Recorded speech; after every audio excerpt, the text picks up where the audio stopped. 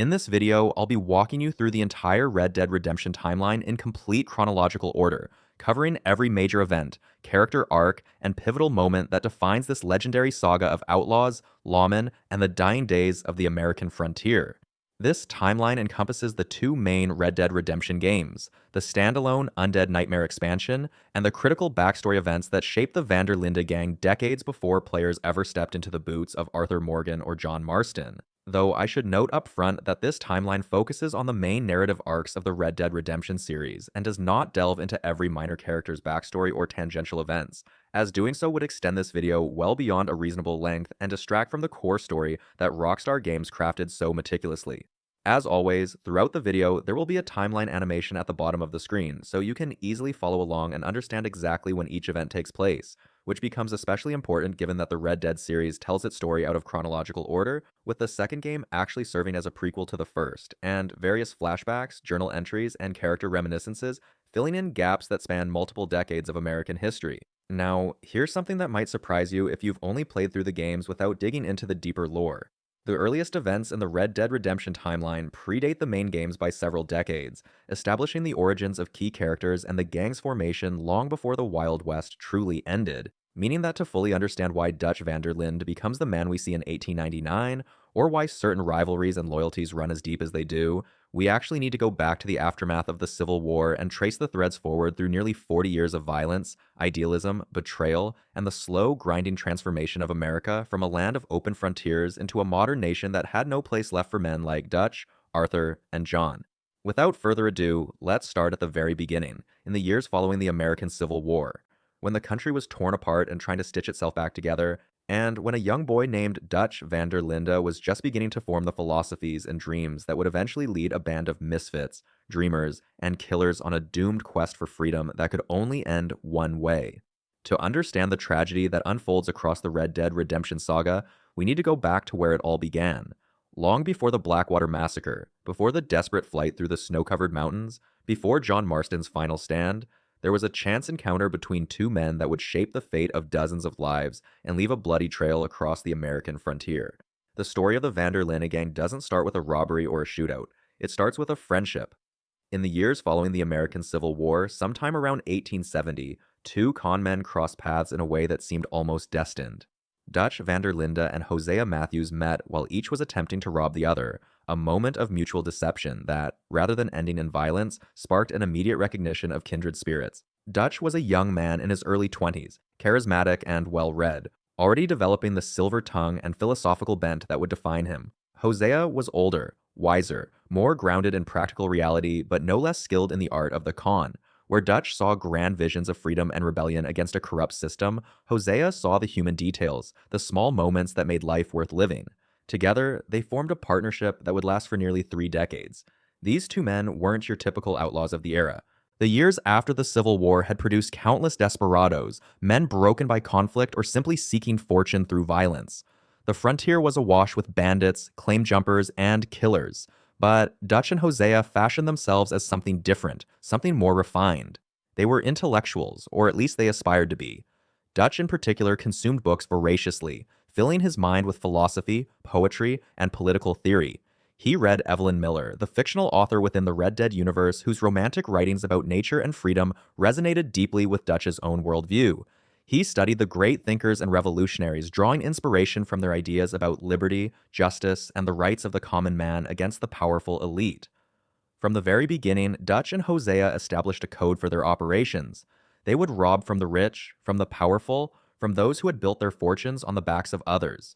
Banks that foreclosed on struggling families, wealthy landowners who exploited their workers, corrupt officials who lined their pockets with bribes.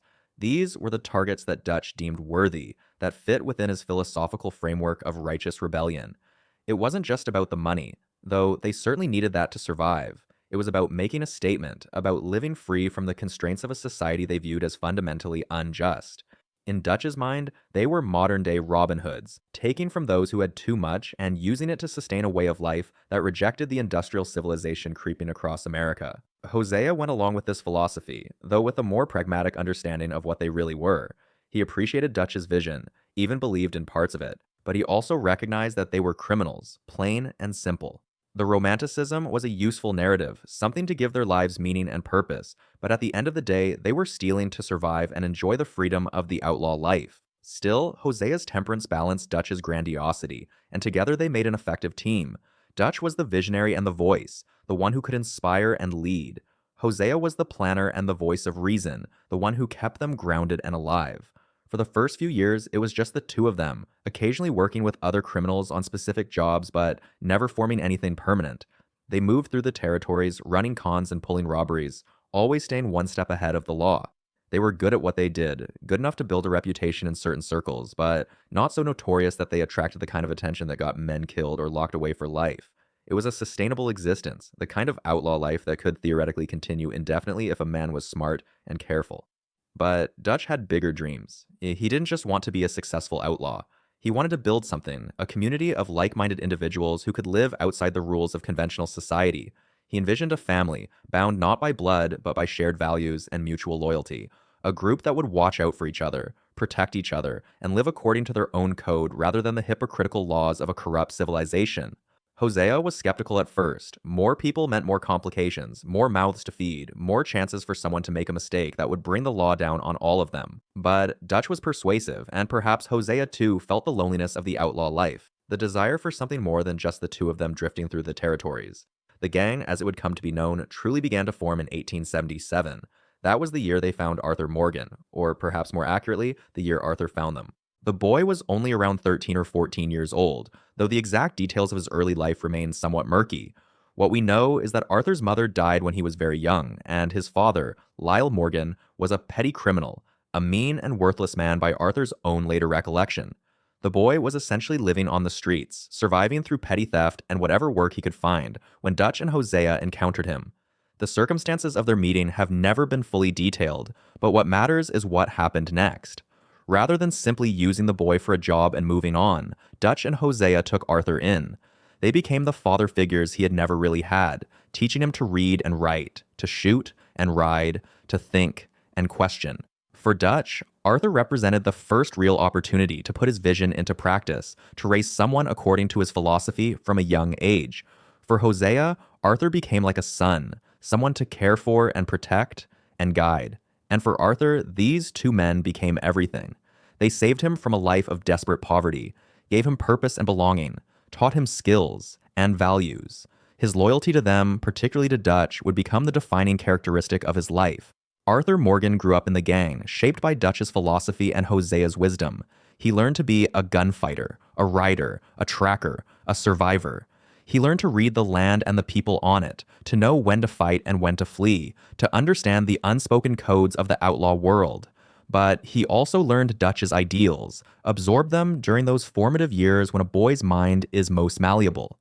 The idea that they were more than just criminals, that they were living free according to a higher code, that civilization itself was the real corruption and they were the honest ones. These concepts became part of Arthur's identity, the lens through which he understood his own life and choices. As Arthur grew into his teenage years and then into young manhood, he became Dutch's most capable and trusted enforcer. He was loyal to a fault, willing to do whatever Dutch asked without question. If someone needed to be intimidated, Arthur did it. If money needed to be collected, Arthur collected it.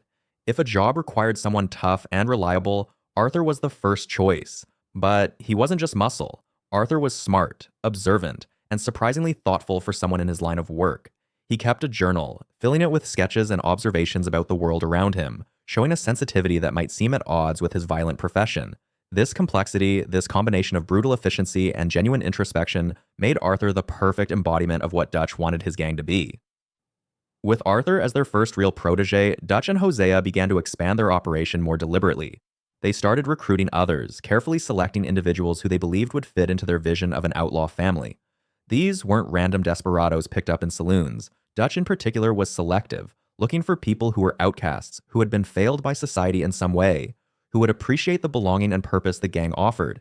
He wanted people who would be loyal, who would buy into his philosophy, who would see him as a liberator and leader rather than just a boss. The exact chronology of when each member joined is somewhat unclear, as the gang accumulated members gradually over more than a decade, but we know that several key figures came aboard during the late 1870s and throughout the 1880s. Bill Williamson was one of the earlier additions, a former soldier who had been dishonorably discharged from the army. Bill's military background made him useful for the gang's operations, as he understood tactics and discipline, but his discharge also left him bitter and adrift. The army had failed him, or he had failed the army, depending on who you asked, and he found in Dutch's gang a new unit to belong to, a new commander to follow. Bill was never the smartest member of the gang, something that would become increasingly apparent over the years, but he was loyal and tough, willing to do the dirty work without complaint. Javier Escuela came from Mexico, fleeing political persecution after being involved in revolutionary activities. His story fit perfectly into Dutch's romantic vision of the gang. Here was a man who had fought against tyranny, who had stood up for the oppressed, and who was now being hunted by the very government that should have been protecting its people. Dutch welcomed Javier with open arms, seeing in him a kindred revolutionary spirit. Javier brought skills in guerrilla tactics and survival, having learned to fight and hide during his time with the revolutionaries. More than that, he brought a genuine ideological commitment that resonated with Dutch's philosophy. For Javier, the Van der Linde gang wasn't just a criminal enterprise, it was a continuation of his fight against corrupt authority, a new form of resistance in a new land. John Marston joined the gang as a young teenager, probably around 1885 or 1886 when he was roughly 12 years old. Like Arthur before him, John was essentially an orphan, abandoned by his father and left to fend for himself. Dutch and Hosea found him in similar circumstances to Arthur, a boy surviving on the streets through petty crime and desperation. They took him in, gave him the same opportunities they had given Arthur, raised him according to their code. But where Arthur had embraced Dutch's teachings wholeheartedly, John was always more skeptical, more independent in his thinking. He was loyal to the gang, certainly, but he never quite bought into Dutch's philosophy with the same fervor that Arthur did. This difference in their relationships with Dutch would create a subtle tension between Arthur and John, a dynamic of the true believer and the pragmatic skeptic that would simmer beneath the surface for years. The relationship between Arthur and John was complicated from the start. Arthur was already in his early 20s by the time John arrived, an established member of the gang and Dutch's most trusted lieutenant. John was the new kid, another stray that Dutch had picked up, and Arthur couldn't help but feel some resentment. It wasn't that he didn't want John there exactly, but there was a sense that John was getting the same opportunity Arthur had received, the same fatherly attention from Dutch and Hosea, without having to earn it the way Arthur felt he had. Arthur had been there first, had helped build what the gang was becoming, and now here was this kid who would benefit from all that work. For his part, John looked up to Arthur but also chafed under his authority. Arthur was bossy, always telling him what to do, always criticizing how he did things. John was young and proud, eager to prove himself, and Arthur's constant corrections felt like he was being treated as incompetent. The dynamic between them was almost like brothers, complete with all the rivalry and resentment that sibling relationships can entail. They would fight, sometimes physically, and then be working side by side on a job the next day. Dutch and Hosea played the role of parents, mediating their disputes and trying to forge them into an effective team. It mostly worked, but the underlying tensions never fully went away. Abigail Roberts entered the gang's orbit sometime in the late 1880s, probably around 1887 or 1888. Her background was one that polite society would have condemned, but that Dutch's more open-minded philosophy could accommodate. Abigail had worked as a prostitute, selling her body to survive in a world that offered women few legitimate options for independence. When she encountered the Van der Linde gang, she saw an opportunity for a different kind of life, or at least a different kind of survival. The gang needed women for various reasons, both practical and social, and Abigail was welcomed in. Her relationship with the gang was complicated. Several of the men were involved with her at various points, including, according to later suggestions, John Marston, Arthur Morgan, and possibly others. This wasn't unusual for the time or the circumstances. The gang was a family, but it was also a group of young men and women living outside conventional morality, and relationships were fluid and complicated. What mattered was that Abigail became part of the group, contributing in her own ways, earning her place through loyalty and capability. She wasn't just a prostitute or a camp follower. She was a member of the gang, someone who would be protected and provided for, who had a stake in their collective survival. Other members joined during these formative years, each bringing their own skills and stories. Pearson, who would serve as the gang's cook, came aboard after his naval career and subsequent business ventures failed. He wasn't a gunfighter or a robber, but he could keep everyone fed, a crucial role for a group constantly on the move. Reverend Swanson, a defrocked minister struggling with addiction, found acceptance in the gang that he couldn't find in respectable society. Uncle, a lazy but entertaining older man who claimed various ailments prevented him from doing much work, attached himself to the group and somehow made himself indispensable through sheer persistence and charm. The gang also included women who played crucial roles beyond Abigail. Susan Grimshaw, often called Miss Grimshaw, became the camp matriarch, the one who kept everyone organized and made sure the camp ran smoothly. She was tough, no nonsense, and utterly loyal to Dutch and his vision. Tilly Jackson, a young black woman who had escaped from another more vicious gang, found safety and belonging with the Vander Lindes. Mary Beth Gaskell, a young woman with dreams of becoming a writer, joined up and proved skilled at pickpocketing and cons. Karen Jones, another young woman with a troubled past, became known for her ability to distract Marks during robberies and her fondness for drink. As the gang grew, so did its operations. What had started as two men running cons and pulling small robberies evolved into a sophisticated criminal enterprise. They would scout targets carefully, plan jobs meticulously, and execute them with precision. Dutch's leadership style was charismatic rather than authoritarian. He didn't just give orders. He inspired, he persuaded, he made each member feel like they were part of something important. He would give speeches around the campfire talking about freedom and loyalty, about standing together against a world that wanted to crush them. He made them feel like a family, like they belonged to something bigger than themselves. Hosea remained Dutch's partner and second in command, but their roles had evolved. Dutch was the visionary and the voice, the one who set the direction and inspired the troops. Hosea was the practical planner, the one who figured out the details of how to actually accomplish what Dutch envisioned. He was also increasingly the voice of caution, the one who would question whether a particular job was too risky or whether Dutch's plans were becoming too ambitious. This dynamic worked well for many years, with Dutch's boldness balanced by Hosea's prudence, but it also contained the seeds of future problems. Dutch didn't always like being questioned, even by his oldest friend, and as his confidence grew, he became less receptive to Hosea's concerns. The gang developed a reputation across the frontier territories. They were known as dangerous, certainly, skilled gunfighters who shouldn't be crossed. But they were also known for a certain code of honor. They didn't kill unnecessarily, at least not in these early years. They targeted the wealthy and powerful rather than ordinary working people. They were generous to those in need, sometimes giving money to struggling families or helping communities that had been exploited by the rich. This reputation was carefully cultivated by Dutch, who understood the value of being seen as romantic outlaws rather than common criminals. It helped them find safe havens, people willing to look the other way or provide information, communities that saw them as folk heroes rather than villains. Of course, this romantic image was always somewhat at odds with reality. They were criminals, and crime inevitably involves violence and victims. People got hurt during their robberies, even if they tried to minimize it. Lawmen pursuing them were killed in shootouts. Rival gangs who encroached on their territory were dealt with harshly. The line between righteous outlaws and common thugs was always blurrier than Dutch's speeches suggested. But in these early years, the gang could still maintain the illusion, could still believe their own mythology. They were young, successful, and free, living by their own rules in a world that was still wild enough to accommodate them. The territories they operated in during the 1870s and 1880s were still relatively lawless. The frontier was vast, law enforcement was scattered and often corrupt, and a smart gang could stay ahead of trouble by moving frequently and choosing their targets carefully. They would establish camps in remote areas, places where they could see anyone approaching, where they could disappear into the wilderness if necessary. They moved with the seasons and the opportunities, following information about wealthy targets, staying away from areas where the law was actively hunting them, always keeping mobile. Life in the gang during these years had a certain romance to it, at least in retrospect. They lived outdoors, free from the constraints of civilization, answerable to no one but each other. They sat around campfires at night, telling stories, singing songs, drinking and laughing. Dutch would read passages from books, sharing his favorite philosophical ideas, painting pictures of the life they were building together. Hosea would tell jokes and reminisce about old cons. Arthur would play his harmonica or sit quietly sketching in his journal. John would practice his shooting, always trying to prove himself. The women would talk among themselves, sharing their own stories and dreams. It felt like a family, a chosen family bound by loyalty and shared experience rather than blood. But it wasn't just romance and campfire songs. The outlaw life was hard, dangerous, and often brutal. They were constantly at risk of being caught, killed, or betrayed. Jobs went wrong, people got shot, close calls happened regularly.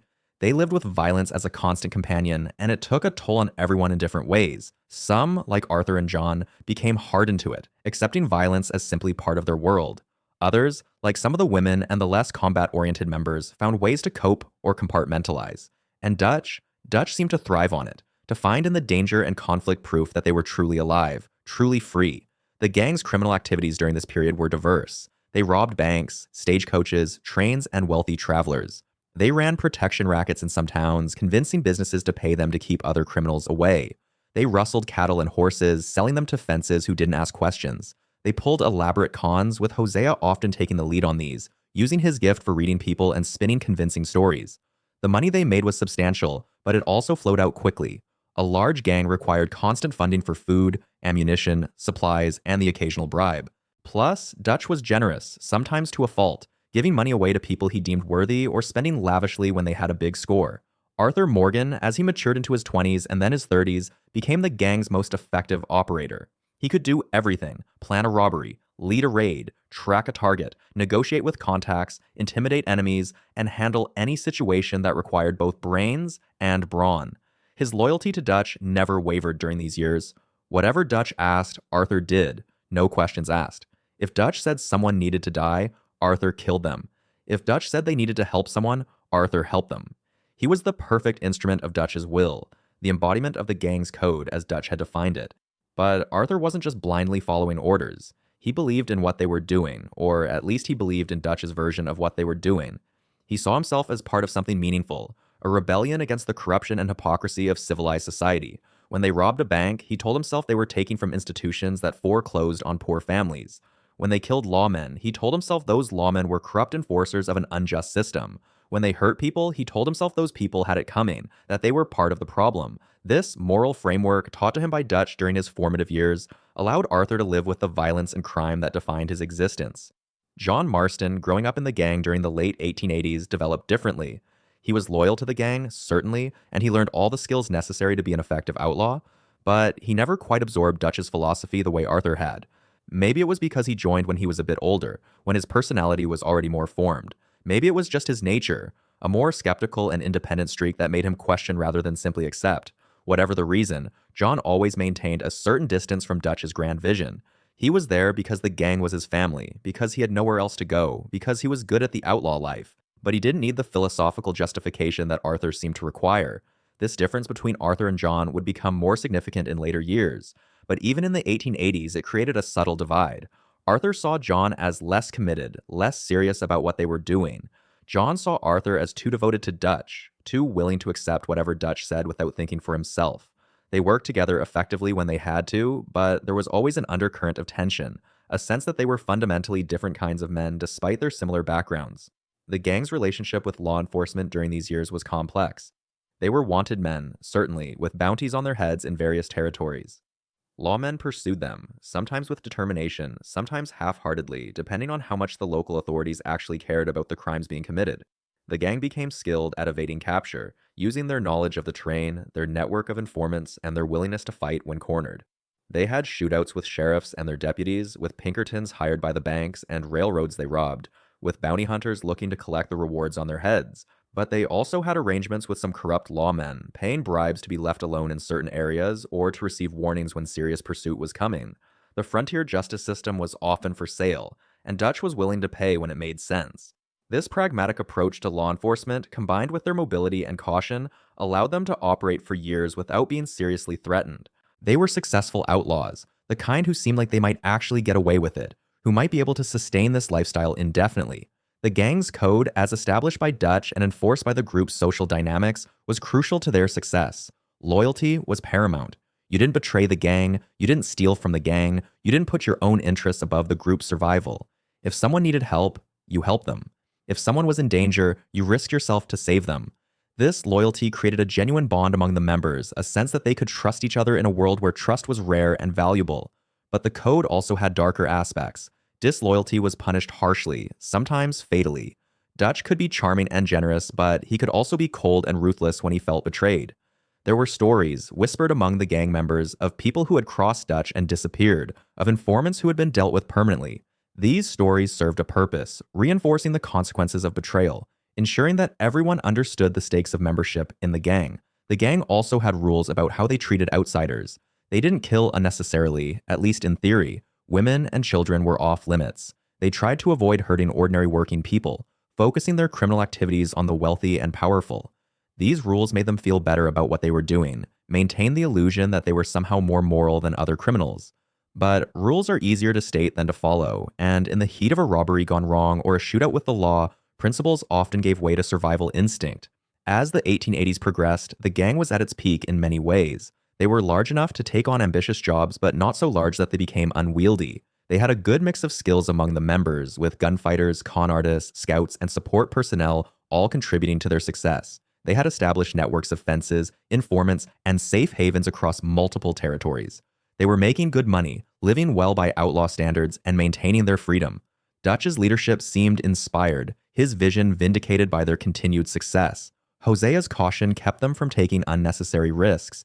Arthur's capability ensured that jobs got done. The gang felt invincible, like they had found a sustainable way to live outside society's rules. But even during these successful years, there were signs of the problems that would eventually tear the gang apart. Dutch's ego was growing along with his reputation. He loved being seen as a leader, a visionary, almost a prophet to his followers. He gave longer speeches, became more insistent that his way was the right way, less tolerant of disagreement. Hosea noticed this change in his old friend, worried about it, but didn't know how to address it without creating conflict. Arthur was so loyal that he couldn't see the warning signs, or perhaps he saw them but dismissed them as unimportant. John was skeptical but kept his doubts to himself, knowing that questioning Dutch too openly would cause problems. The gang was also becoming more violent as the years went on. Early jobs had been relatively clean, with minimal bloodshed, but as they took on bigger targets and faced more serious opposition, the violence escalated. More lawmen died. More civilians got caught in the crossfire. The gang members themselves became more hardened, more willing to use lethal force, less troubled by the moral implications of their actions. This escalation was gradual, almost imperceptible, but it was real. They were sliding from romantic outlaws into something darker, something closer to the common criminals they claimed to be different from. The changing nature of America itself was also creating challenges, though the gang didn't fully recognize it yet.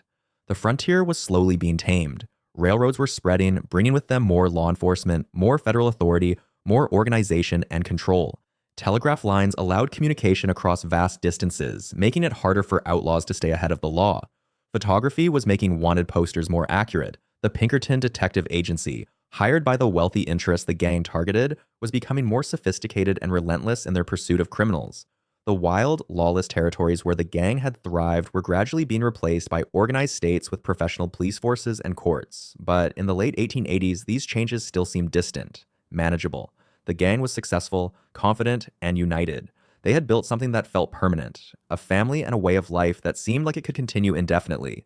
Dutch's vision appeared to be working. They were living free, living by their own code, proving that you didn't have to submit to civilization's rules to survive and even thrive. The future seemed bright, or at least sustainable.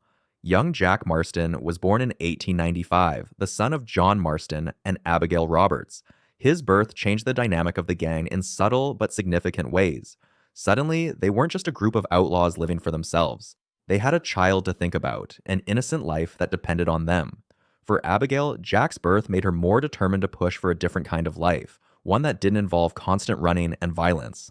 For John, fatherhood was terrifying and confusing, something he wasn't ready for and didn't know how to handle. He struggled with the responsibility, sometimes running from it, creating tension with Abigail that would persist for years. For Dutch, Jack's birth fit into his vision of the gang as a family. Here was the next generation, a child who would grow up in their community, learning their values, carrying on their way of life. He saw it as proof that what they had built was real and lasting. But for others, like Hosea and Arthur, Jack's presence was more complicated. A child made them more vulnerable, gave them something precious that could be threatened. It also highlighted the fundamental unsustainability of their lifestyle. What kind of future were they building for this child? What would happen to him if the gang was caught or destroyed? These questions remained mostly unspoken in the late 1890s, but they were there, lurking beneath the surface of the gang's continued operations. The Von der Linde gang had been formed in the 1870s, had grown and thrived through the 1880s and into the 1890s, had built a reputation and a way of life that seemed unshakable. They had taken in orphans and outcasts, given them purpose and belonging, created a family bound by loyalty and shared ideals. They had lived free, answering to no authority but their own code, surviving and prospering through intelligence, skill, and mutual support. But the world was changing around them, faster than they realized or wanted to acknowledge. The frontier was closing. The age of the outlaw was ending. And the gang, for all its success and cohesion, carried within it the seeds of its own destruction. Dutch's growing ego and instability, the escalating violence of their lifestyle, the fundamental unsustainability of trying to live outside civilization in a world where civilization was winning. The golden age of the Van der Linde gang, these formative years when everything seemed possible and the future seemed bright, was actually the prelude to tragedy. Everything they had built, all the loyalty and love and shared purpose, would eventually be tested and found wanting. But they didn't know that yet. In the late 1890s, they were still riding high. still believing in Dutch's vision, still confident that they could maintain their freedom forever. The fall, when it came, would be all the more devastating because of how high they had risen. By 1899, the Van der Linde gang stands at the peak of its power, but also at the precipice of its destruction.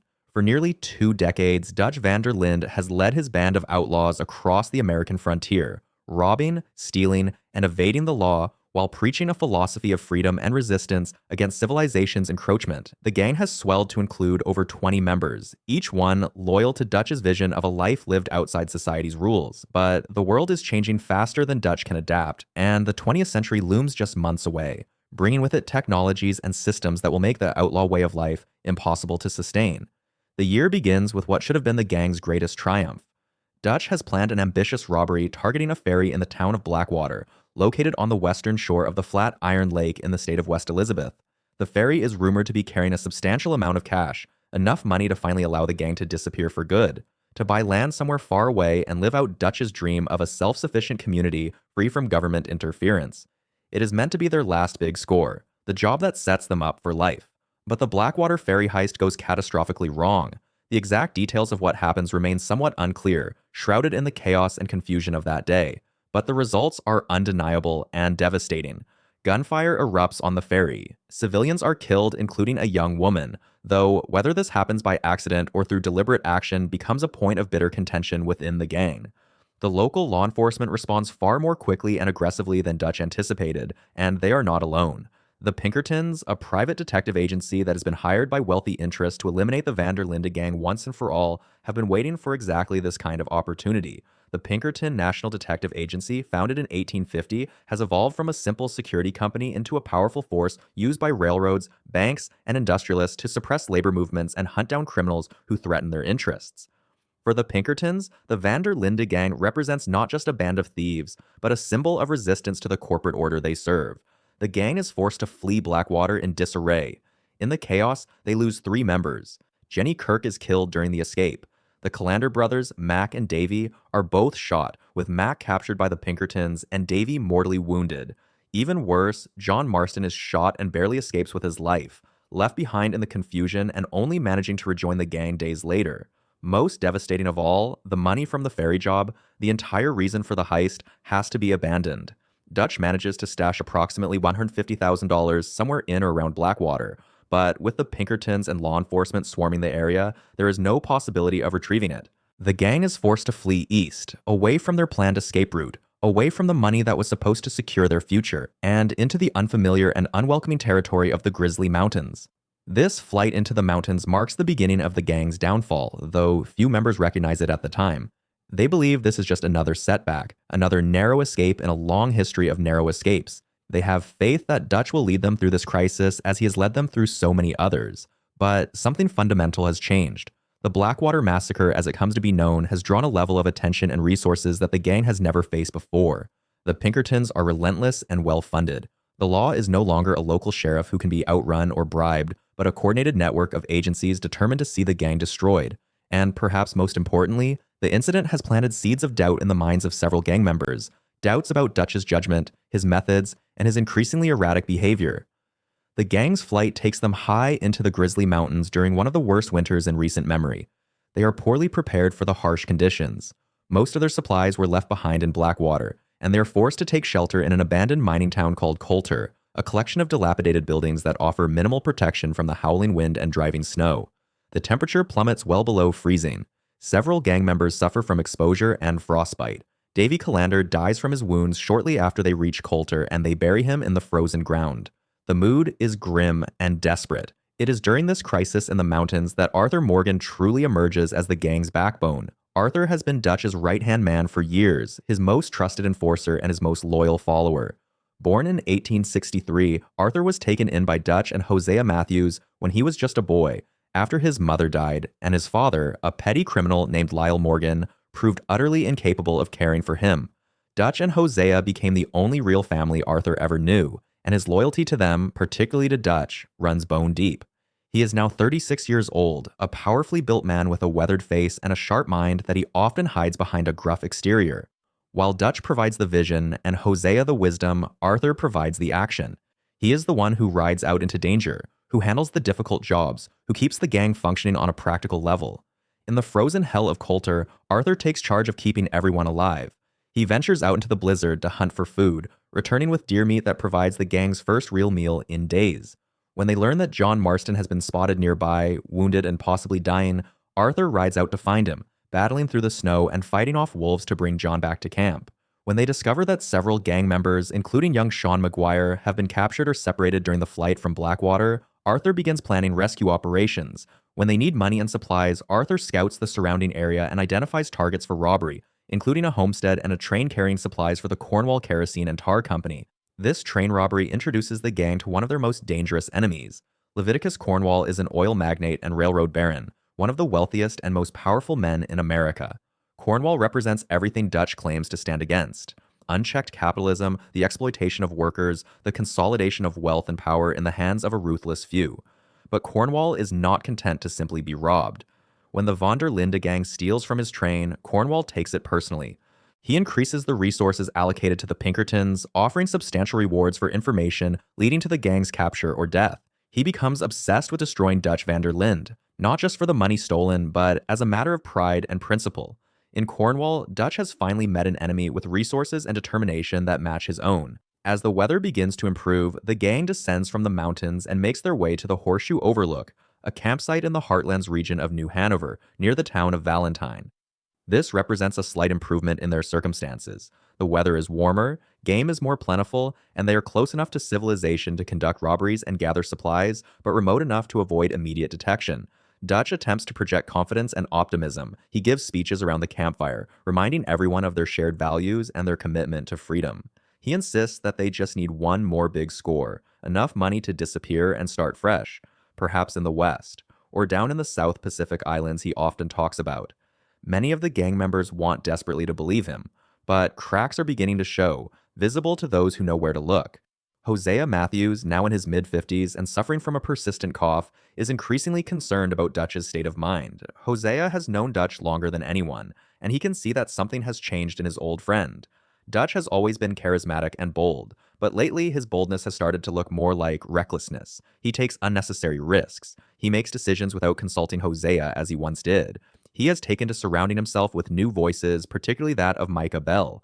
Micah Bell is a relatively recent addition to the gang, having joined only a few months before the Blackwater disaster. He is a career criminal from a family of career criminals, a man whose father and brother were both outlaws of the worst sort. Micah is intelligent, capable, and utterly without moral constraints. Where Dutch's philosophy at least pays lip service to helping the downtrodden and resisting oppression, Micah believes in nothing but his own survival and advancement. He is a manipulator and a survivor, and he has quickly recognized that the best way to thrive in the Von der Linde gang is to become indispensable to Dutch. Micah feeds Dutch's ego, agrees with his every decision, and encourages his worst impulses. He whispers in Dutch's ear that those who question him are disloyal, that the old ways of doing things are holding them back, that they need to be more ruthless if they want to survive. Arthur despises Micah. He sees through Micah's manipulations and recognizes him for what he is: a snake. A man without honor or loyalty who will betray anyone if it serves his interests. But Arthur's warnings about Micah fall on increasingly deaf ears. Dutch seems to value Micah's unquestioning support more than Arthur's honest counsel. This creates a growing tension within the gang's leadership, a divide that will only widen as circumstances become more desperate. From their camp at Horseshoe Overlook, the gang attempts to rebuild their finances and their momentum. They conduct a series of robberies and cons. Arthur and several others rob a train carrying payroll for the Cornwall Company. Hosea and Arthur run a con selling a supposedly valuable horse to a wealthy family, the Braithwaites. Dutch himself leads a robbery of a stagecoach carrying bonds. The gang also works to establish connections in the local area, making contacts with the criminal underworld in Valentine and the surrounding towns, looking for opportunities and information. It is during this period that Arthur encounters a German man named Leopold Strauss, who has been with the gang for years, running a loan sharking operation. Strauss lends money to desperate people at exorbitant interest rates and then sends Arthur to collect when they inevitably cannot pay. Arthur has done this work many times before without much thought, seeing it as just another way the gang makes money. But one of these collection jobs takes Arthur to a farm where he meets Thomas Downs, a man dying of tuberculosis who has borrowed money to try to keep his family afloat. When Arthur attempts to collect the debt, Downs, weakened by disease, cannot defend himself. Arthur beats him, and during the beating, Downs coughs blood directly into Arthur's face. It is a moment that lasts only seconds, but it will determine the course of Arthur's remaining life, though he does not yet know it. The gang's respite at Horseshoe Overlook is short-lived. The Pinkertons track them down, and agents Andrew Milton and Edgar Ross arrive at the camp one day while most of the men are away. Milton is the lead agent on the Von der Linde case, a true believer in law and order who sees the gang as a cancer that must be cut out. Ross is his ambitious younger partner, eager to make a name for himself. Milton offers Dutch a deal: turn himself in, and the rest of the gang can go free. Dutch refuses, and Milton makes it clear that the Pinkertons will not stop, will never stop, until the gang is destroyed. The agents leave without violence this time, but their message is clear. There is nowhere the gang can hide that the Pinkertons will not eventually find them. Forced to move again, the gang relocates south to the state of Lemoyne, making camp at Clemens Point on the shore of Flatiron Lake. Lemoyne is a state still bearing the scars of the Civil War, which ended just 34 years earlier. The culture here is distinctly Southern, with old plantation families still clinging to their antebellum wealth and status and a deep resentment toward the federal government and Northern interests. The gang hopes that the complex social and political landscape of Lemoyne will provide them with opportunities and perhaps some protection from the Pinkertons. They quickly become entangled with two feuding families, the Grays and the Braithwaites, both of whom were once wealthy plantation owners but have fallen on harder times. The Grays and Braithwaites have been enemies for generations, and their feud has turned the region around the town of Rhodes into a powder keg of violence and intrigue. Dutch sees an opportunity. He proposes that the gang play both families against each other, working for both sides, robbing both sides, and ultimately profiting from their conflict. It is the kind of clever, complex scheme that Dutch excels at, and for a while it seems to work. Arthur and other gang members run errands for the Grays, including helping to intimidate their rivals and conducting some illegal activities. Simultaneously, they work for the Braithwaites, including a memorable mission where they help break up a moonshine operation run by the Braithwaites' rivals. Both families pay the gang for their services, and Dutch is able to extract information and resources from both sides. But Dutch is playing a dangerous game, and he has underestimated how ruthless and cunning these old Southern families can be. The situation explodes when the Grays and Braithwaites both realize they are being played. The Grays set a trap, luring several gang members, including Arthur, Sean McGuire, Bill Williamson, and Micah Bell, into an ambush in the town of Rhodes. The ambush turns into a massive gunfight in the streets, with gang members fighting against dozens of Gray family gunmen and local law enforcement who are in the Grays' pocket. During the battle, Sean McGuire is shot in the head and killed instantly. Sean, the young Irish outlaw who was captured after Blackwater and later rescued by Arthur, has been one of the gang's most spirited and optimistic members. His sudden, brutal death is a shock to everyone and a stark reminder of the dangers they face. But worse is to come. The Braithwaites, seeking revenge for being deceived, kidnap Jack Marston, the 4-year-old son of John Marston and Abigail Roberts. For Abigail and John, this is their worst nightmare realized. Jack is their only child, and Abigail has always worried about the effect that the outlaw life would have on him. Now her fears have come true in the worst possible way. The gang is thrown into turmoil. Abigail is hysterical with fear and rage. John is desperate to get his son back. Dutch promises that they will retrieve Jack no matter what it takes. Arthur leads the charge, and the entire gang descends on Braithwaite Manor, the family's plantation home. The assault is swift and brutal. The gang shoots their way through dozens of Braithwaite gunmen, cutting down anyone who stands in their way. They find Catherine Braithwaite, the family matriarch, but she reveals that she has already sold Jack to a man named Angelo Bronte, an Italian crime lord who operates out of the city of St. Denis. In his rage, Dutch shoots Catherine Braithwaite, and the gang burns Braithwaite Manor to the ground, leaving the once proud plantation in flames. The search for Jack takes the gang to St. Denis, the largest city in the state of Lemoyne and one of the biggest cities in the entire South. St. Denis is a sprawling metropolis of narrow streets, tall buildings, factories, and docks. It is a center of industry and commerce, a place where the modern world is on full display. For a gang of outlaws used to operating in the wilderness and small towns, St. Denis is alien and threatening territory. The city represents everything Dutch claims to hate: industrialization, urbanization, the concentration of wealth and power, the loss of individual freedom to the grinding machinery of modern capitalism. Angelo Bronte is a powerful figure in St. Denis, a crime boss who has his fingers in everything from politics to prostitution. He operates with a veneer of respectability, living in a mansion and hosting parties for the city's elite, while simultaneously running a criminal empire. When Dutch and Arthur meet with Bronte to negotiate for Jack's return, Bronte toys with them, enjoying his position of power over these rough outlaws. Eventually, he agrees to return Jack, but only after making Dutch perform some tasks for him first, establishing his dominance in the relationship. Jack is returned to his parents, and the relief within the gang is palpable. But the incident has shaken everyone. The gang has always operated with a certain code, a belief that they only hurt those who deserve it, that they protect their own. The kidnapping of a child has violated that code and exposed how vulnerable they truly are. It has also revealed Dutch's limitations. For all his speeches about family and loyalty, Dutch's schemes put Jack in danger in the first place, and they were only able to get him back by submitting to the humiliation of working for Angelo Bronte. Dutch becomes obsessed with Bronte, seeing him as both a threat and a symbol of the corrupt urban power structure he despises. Bronte makes the mistake of betraying Dutch one too many times, setting up the gang to be ambushed by police during a robbery of the St. Denis trolley station. In retaliation, Dutch leads a mission to kidnap Bronte from his mansion. They succeed, taking Bronte captive and bringing him to a swamp outside the city. There, in a moment that shocks even some of the hardened outlaws in the gang, Dutch drowns Bronte in the swamp water and feeds his body to an alligator. It is an act of savage brutality that goes beyond anything Dutch has done before, at least in front of the gang.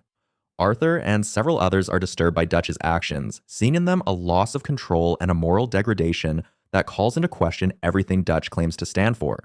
But Dutch insists they must push forward. He has been planning another major robbery, one that will finally give them the money they need to escape for good. The target is a bank in St. Denis, the city's most secure financial institution. The robbery is supposed to be the gang's masterpiece, a carefully planned operation that will net them enough money to disappear forever. Dutch has even been in contact with a man named Josiah Trelawney, a con artist and occasional gang associate, who has helped plan the details. Additionally, they have received assistance from the local criminal underworld, connections established during their time in the city. The bank robbery begins well enough. A team, including Dutch, Arthur, Hosea, John, Lenny Summers, Bill Williamson, Micah Bell, Charles Smith, and Javier Escuela, enters the bank and takes control. They begin cracking the vault and gathering the money. But the robbery is a trap. The Pinkertons have been tipped off, and they have been waiting for exactly this moment. As the gang attempts to leave the bank with the money, they find the streets outside surrounded by dozens of Pinkerton agents and local law enforcement. What follows is a desperate battle through the streets of St. Denis. The gang fights their way through wave after wave of lawmen, trying to reach safety. In the chaos, Lenny Summers, a young man who joined the gang just a few years earlier and who has become one of Arthur's closest friends, is shot and killed. Shortly after, Hosea Matthews is captured by the Pinkertons. Agent Milton executes Hosea in the street, shooting him in the chest at point-blank range. Hosea, the gang's conscience, Dutch's oldest friend, the man who has been trying to guide the gang toward a peaceful resolution, dies in the dirt while Dutch watches helplessly. The surviving gang members are eventually cornered in a building, surrounded by Pinkertons with no escape route. It appears to be the end. But then a massive explosion rocks the city. In the confusion, the gang manages to escape through the chaos. They later learn that the explosion was arranged by Leviticus Cornwall's rivals, or possibly by other forces in the city's complex political landscape. But the exact details remain unclear. What matters is that the gang survives, but at a terrible cost. Hosea is dead. Lenny is dead. John Marston has been captured by the Pinkertons, and the money from the bank robbery, the entire reason for the job, is lost.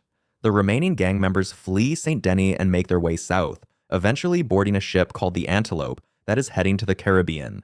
Dutch has made arrangements with a man named Hercule Fontaine, who has promised them safe passage to Cuba, where they can hide until the heat dies down. But Fontaine betrays them, and the ship is caught in a massive storm off the coast of Cuba. The ship runs aground on the shore of Guarma, a fictional Caribbean island that is in the midst of a violent revolution. The gang members who made it onto the ship, including Dutch, Arthur, Micah, Bill, and Javier, find themselves stranded on Guarma, thousands of miles from home, with no money, no supplies, and no clear way to return. The island is controlled by a brutal dictator named Alberto Fusar, who runs a sugar plantation using slave labor and maintains his power through violence and intimidation. The island's workers are rebelling against Fusar, led by a woman named Gloria and a man named Hercule, and the gang quickly becomes entangled in the revolution. The time on Guarma is surreal and nightmarish. The gang fights alongside the rebels, assaulting Fusar's compound and eventually killing the dictator. But the experience is disorienting and demoralizing. They are far from home, fighting in someone else's war, and Dutch's behavior becomes increasingly erratic. He seems energized by the violence, almost manic, and he makes reckless decisions that put everyone in danger. Arthur begins to see Dutch differently, recognizing that the man he has followed for most of his life is either changing or revealing his true nature, and either possibility is deeply troubling. Eventually, the gang manages to escape Guarma, securing passage on a ship back to the United States. When they finally return to Lemoyne, they discover that weeks have passed and the situation has deteriorated even further. The Pinkertons have been hunting the remaining gang members relentlessly. Many have been killed or captured. The gang's funds are almost entirely depleted. They set up a new camp in the swamps of Lemoyne, in a place called Shady Belle, an old plantation house that is falling apart and surrounded by murky water and alligators. It is a miserable, unhealthy place, and it reflects the gang's fallen state. It is around this time that Arthur begins to feel ill. He has been coughing more frequently, feeling weak and feverish. He initially dismisses it as a cold or the after effects of the ordeal in Guarma, but the symptoms persist and worsen. Finally, Arthur collapses while on a mission in St. Denis and is taken to a doctor. The diagnosis is devastating: tuberculosis. The doctor explains that the disease is in an advanced stage, that it is incurable, and that Arthur has perhaps a few months to live, maybe less. Arthur is stunned. He is only 36 years old, still in what should be the prime of his life, and he is being told that he is dying. The doctor asks if Arthur has any idea how he contracted the disease. Arthur thinks back over the past months, and he remembers Thomas Downs, the sick farmer he beat while collecting a debt for Strauss, the man who coughed blood in his face. Arthur realizes that he is dying because of his own actions, that the violence and cruelty he has inflicted on others in service to the gang has come back to claim his life. It is a moment of profound reckoning. Tuberculosis, often called consumption in this era, is one of the most feared diseases of the 19th century. It is highly contagious, spreads through the air when infected individuals cough or sneeze, and slowly destroys the lungs. There is no cure. Treatments are limited and largely ineffective. The disease typically kills within a few years of the first symptoms appearing, and the death is often slow and agonizing, as the patient gradually loses the ability to breathe. For someone like Arthur, who has always relied on his physical strength and vitality, the disease is particularly cruel. Arthur does not immediately tell the gang about his diagnosis. He keeps it to himself, perhaps out of pride, perhaps because he does not want to burden others with his problems when the gang is already falling apart. But the knowledge of his impending death changes something fundamental in Arthur. He begins to question everything he has done, everything he has believed. He has spent his entire adult life following Dutch, committing crimes, hurting people, living outside the law. He has told himself that it was all for a greater purpose, that the gang was a family, that they were fighting against a corrupt system. But now, facing death, he is forced to confront the reality of what he has done and who he has become. This crisis of conscience leads Arthur to start keeping a journal, writing down his thoughts and feelings, something he has never done before. The journal entries reveal a man struggling with guilt, regret, and a desperate desire to find some meaning or redemption in his remaining time. Arthur begins to see the world differently. He notices the beauty of a sunrise, the dignity of ordinary people trying to live their lives, the cruelty and pointlessness of the violence he's been part of. He starts to question Dutch's decisions more openly, challenging him in ways he never did before. The gang's situation continues to deteriorate. They are running out of money, running out of options, and running out of time. Dutch becomes increasingly desperate and paranoid. He insists that there is a traitor in the gang, someone who is feeding information to the Pinkertons. He is not entirely wrong. The Pinkertons have been remarkably effective at tracking the gang's movements and anticipating their plans, but Dutch's paranoia causes him to suspect loyal members, creating an atmosphere of fear and mistrust. Micah Bell's influence over Dutch grows stronger. Micah constantly whispers in Dutch's ear, reinforcing his paranoia, encouraging his most violent impulses, and undermining anyone who questions Dutch's leadership. Arthur sees what is happening and tries to counter Micah's influence, but he is fighting a losing battle. Dutch seems to trust Micah more than he trusts Arthur, more than he trusts anyone who has been with him for years. The gang makes one more attempt at a major score. They plan to rob a train carrying army payroll, a job that should net them a substantial amount of money. But the robbery is compromised from the start. The army has been expecting them, and the train is heavily guarded. The robbery turns into a bloodbath, with gang members fighting against soldiers and Pinkertons. During the battle, John Marston is badly wounded, shot multiple times, and left for dead. Arthur manages to rescue John and get him to safety, but John's injuries are severe, and it is unclear if he will survive. After the failed train robbery, Dutch announces a new plan. He has been in contact with a Native American tribe, the Wapiti, who are being forced off their land by the army and by Cornwall's oil company. The tribe is led by a chief named Rainsfall and his son, Eagle Flies. Eagle Flies is young and angry, determined to fight back against the forces that are destroying his people. Dutch sees an opportunity. He proposes that the gang ally with the Wapiti, help them fight their enemies, and in the process, steal enough money and supplies to finally escape. Arthur is deeply uncomfortable with this plan. He respects Rainsfall. who is a wise and peaceful man trying to protect his people through negotiation and restraint. Arthur can see that Dutch is manipulating Eagle Flies, encouraging the young man's rage and desire for revenge, using the Wapiti's struggle for Dutch's own purposes. Arthur tries to convince Eagle Flies to listen to his father, to find a peaceful solution, but Eagle Flies is too angry and too desperate to listen. The alliance with the Wapiti leads to a series of violent confrontations with the army and Cornwall's men. The gang helps the Wapiti attack oil fields and military supply lines. The violence escalates, and more people die on both sides. Eventually, Eagle Flies is killed during a raid on an oil refinery, dying in Arthur's arms. Rainsfall is devastated, having lost his son to the very violence he tried to prevent. The Wapiti are forced to flee their homeland, making a desperate journey to Canada to escape the army's pursuit. The gang has gained nothing from the alliance except more enemies and more blood on their hands. It is during this period that Arthur also tries to help some of the other gang members escape. He has grown particularly close to Charles Smith, a half-black, half-Native American man who joined the gang a few years earlier and who has proven to be one of its most honorable and capable members. He also works to help Sadie Adler, a widow whose husband was killed by the O'Driscoll gang and who has transformed herself from a grieving housewife into a fierce and capable gunfighter. Arthur sees in both Charles and Sadie the kind of strength and integrity that the gang used to represent, but has lost. Most importantly, Arthur dedicates himself to helping John Marston and his family escape. John has recovered from his wounds, and he is desperate to get Abigail and Jack away from the gang before it is too late. Arthur encourages John to leave, to take his family and start a new life, to be the kind of father and husband that Arthur himself never was. Arthur had a son once, a boy named Isaac, born to a waitress named Eliza, but Arthur was never there for them, too busy with the gang, and both Eliza and Isaac were killed years ago during a robbery. It is one of Arthur's deepest regrets, and he is determined that John will not make the same mistake. But leaving is not simple. Dutch has become increasingly controlling and paranoid, and he sees any attempt to leave the gang as betrayal. When Arthur suggests that some members should be allowed to go their separate ways, Dutch reacts with anger and suspicion. The gang is no longer held together by loyalty or shared values, but by fear, and Dutch's increasingly desperate need to maintain control. The final collapse begins when the gang makes one last attempt to retrieve the money that was left behind in Blackwater months earlier. Dutch has been obsessed with that money, the $150,000 that was supposed to set them all up for life. He believes that if they can just get that money, everything will be okay. They can still escape and start over. But the Pinkertons are still watching Blackwater, and the area remains extremely dangerous. The gang splits into two groups for the operation.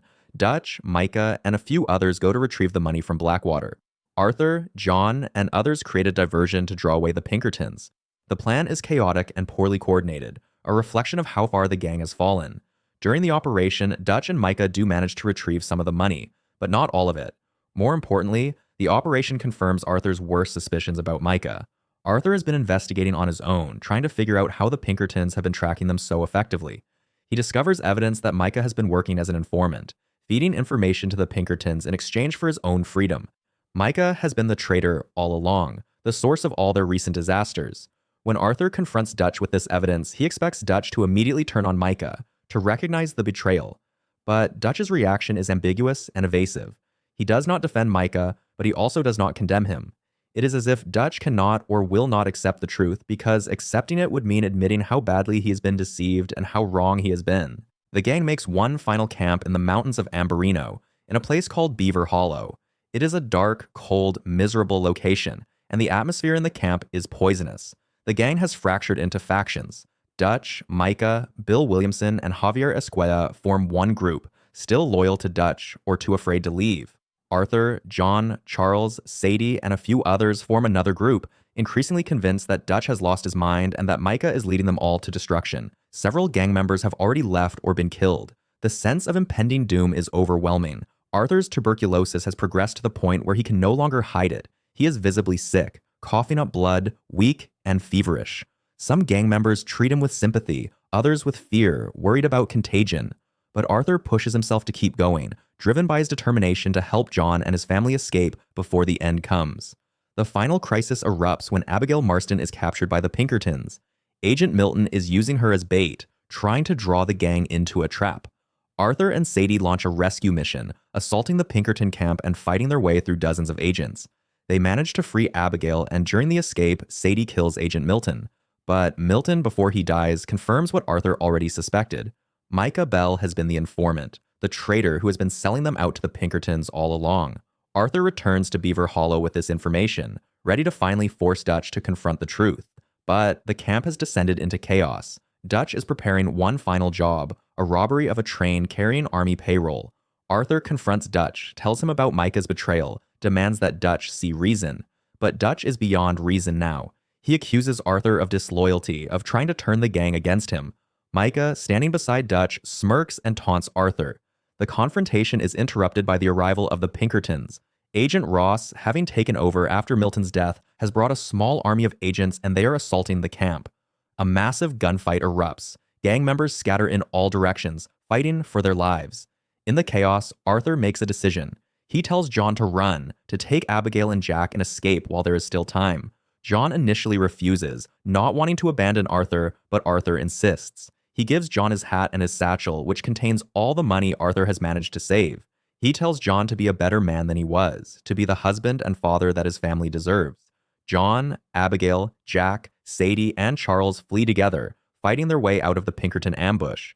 Arthur stays behind to buy them time, holding off the Pinkertons as long as he can.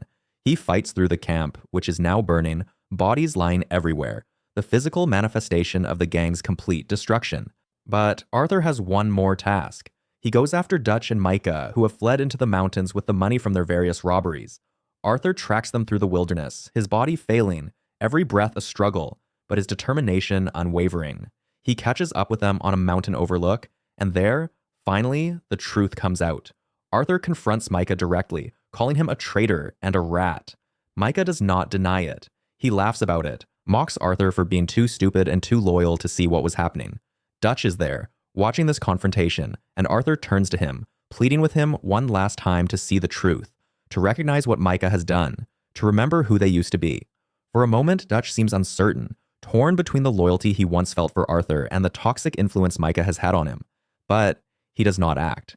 He stands paralyzed, unable or unwilling to make a choice. The confrontation turns violent. Arthur and Micah fight, a brutal, desperate struggle on the edge of the mountain. Arthur is weakened by disease, coughing blood, barely able to stand, but he fights with everything he has left. The fight is savage and exhausting. Depending on the choices Arthur has made throughout his journey, depending on whether he has tried to be honorable or has given into his worst impulses, the ending plays out slightly differently. But in all versions, Arthur is dying, the tuberculosis and his wounds finally overwhelming him. If Arthur has lived honorably, helping people and trying to make amends for his past, he manages to fight Micah to a standstill. Dutch finally intervenes, pulling Micah away, and the two of them leave with the money, abandoning Arthur on the mountainside. Arthur, alone and dying, crawls to a rock overlooking the valley. The sun is rising, painting the sky in beautiful colors. Arthur takes out his journal and looks at the drawings and writings he has made over the past months, a record of his life and his struggle to find meaning. He looks out at the sunrise, and as the light grows brighter, Arthur Morgan closes his eyes for the last time. He dies peacefully, having done everything he could to give John Marston and his family a chance at the life Arthur himself never had. If Arthur has been dishonorable, cruel, and selfish, the ending is darker. Micah gains the upper hand in the fight and shoots Arthur, leaving him wounded and dying. Arthur still crawls to the overlook, but he dies alone in the darkness, without peace or redemption, the weight of his sins heavy upon him. Either way, Arthur Morgan dies on that mountain in 1899, and with him dies the last remnant of whatever ideals the Van der Linde gang once represented.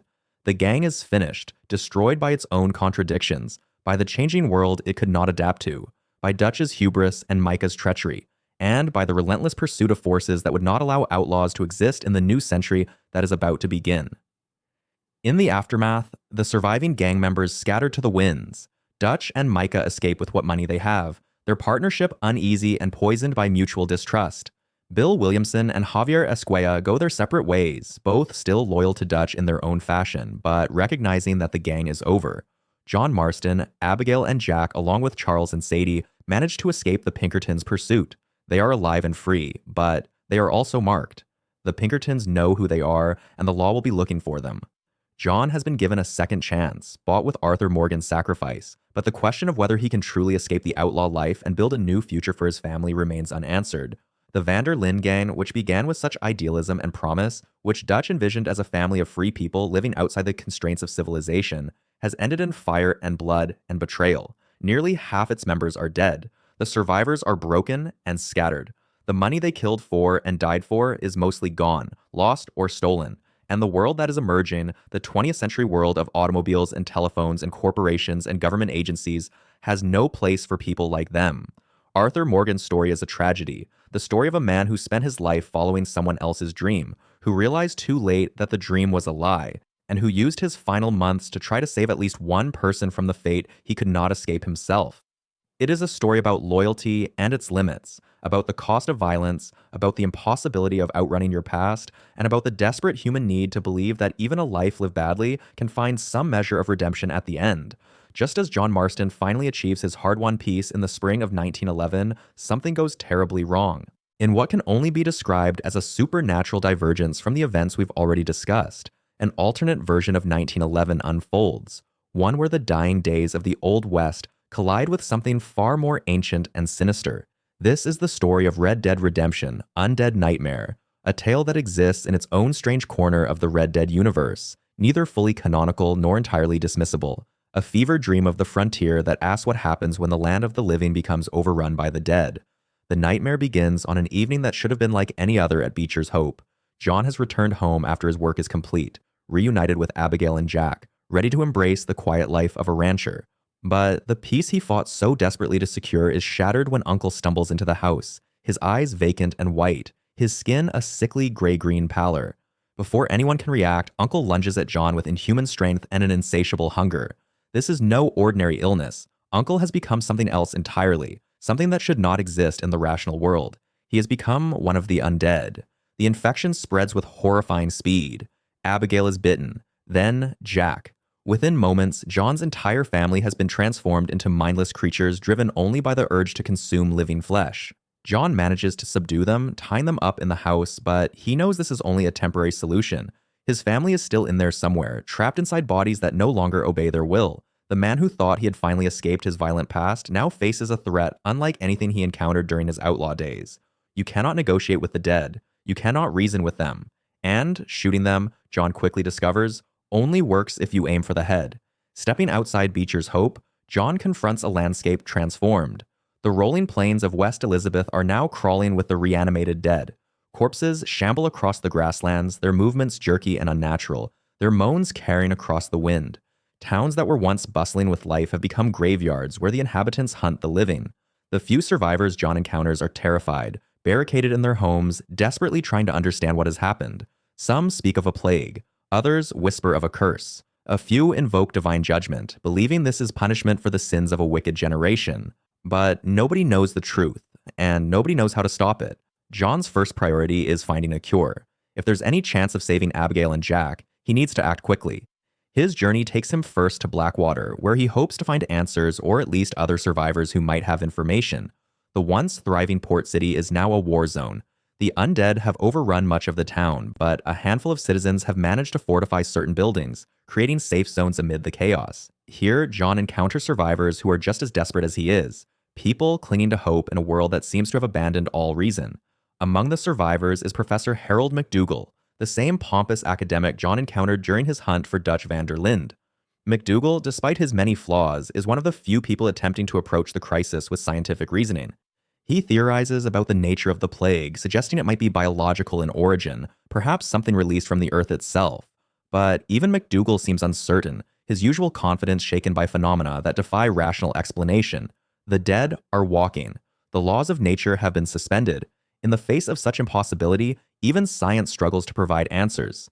John also crosses paths with Nigel West Dickens, the snake oil salesman whose miracle tonics are usually nothing more than alcohol and false promises. But in this new world, West Dickens has found a strange kind of relevance. He claims to be working on a cure, mixing various ingredients in hopes of creating an elixir that can reverse the undead plague.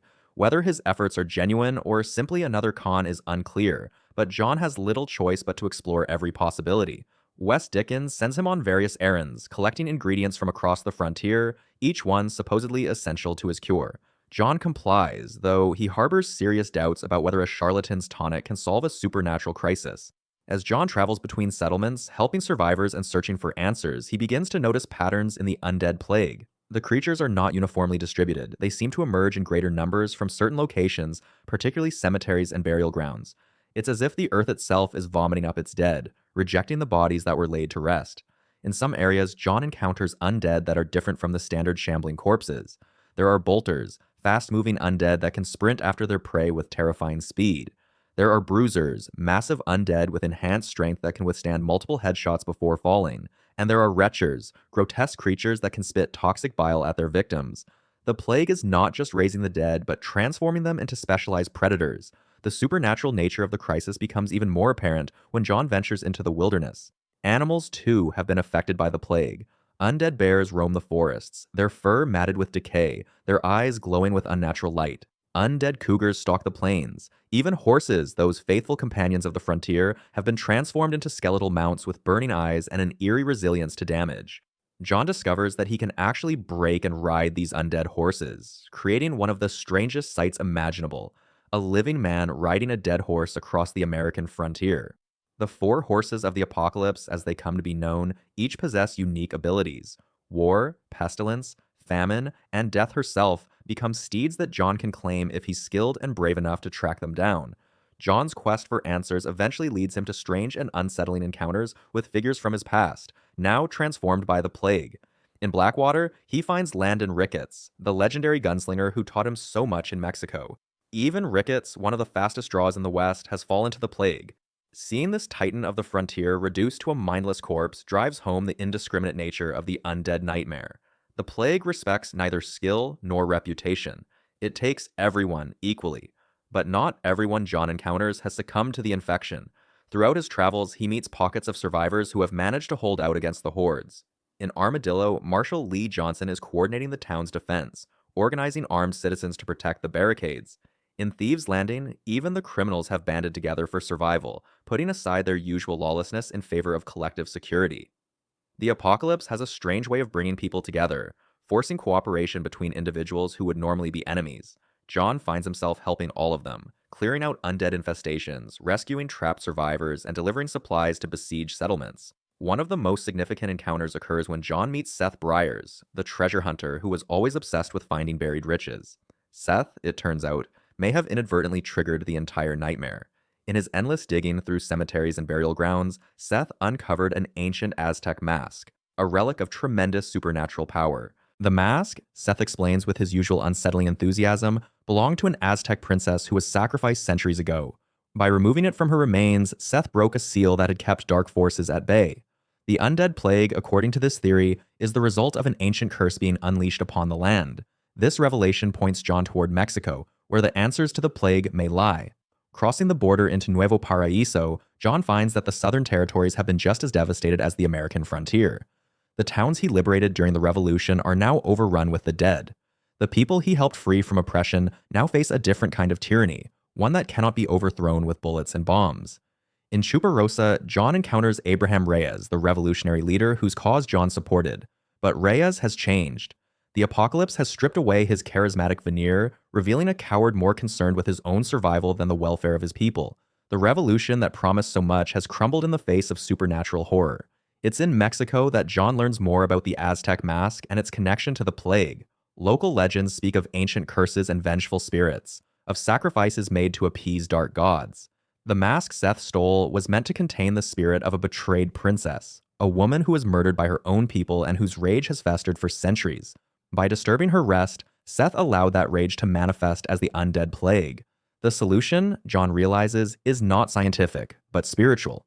He needs to return the mask to its rightful place and somehow appease the angry spirit that has been unleashed. But finding the mask proves complicated. Seth, in his madness, has hidden it away, treating it as his most precious treasure. John must track down the deranged treasure hunter and convince him through persuasion or force to surrender the artifact.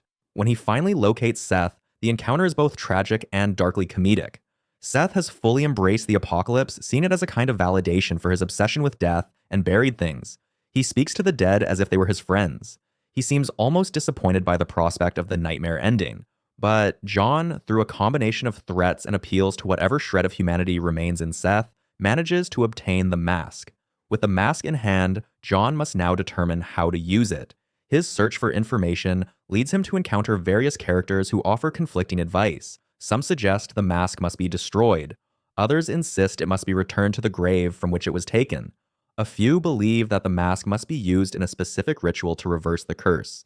John, never comfortable with supernatural matters, finds himself navigating a world of mysticism and ancient magic, concepts that sit uneasily alongside his practical, grounded worldview. The quest eventually leads John to confront the source of the curse directly. In a climactic sequence, he must travel to a hidden location, a place of ancient power where the veil between the living and the dead is thin. Here, he faces not just hordes of undead, but manifestations of the curse itself, supernatural entities that guard the source of the plague. The battles are intense and surreal, pushing John to his limits. This is no longer just about survival or protecting his family. John is fighting against forces that predate the American frontier, forces that have existed since long before the first Europeans set foot in the New World. When John finally reaches the heart of the curse, he discovers the remains of the Aztec princess, her corpse still adorned with ancient jewelry, her bones arranged in a ritual pattern.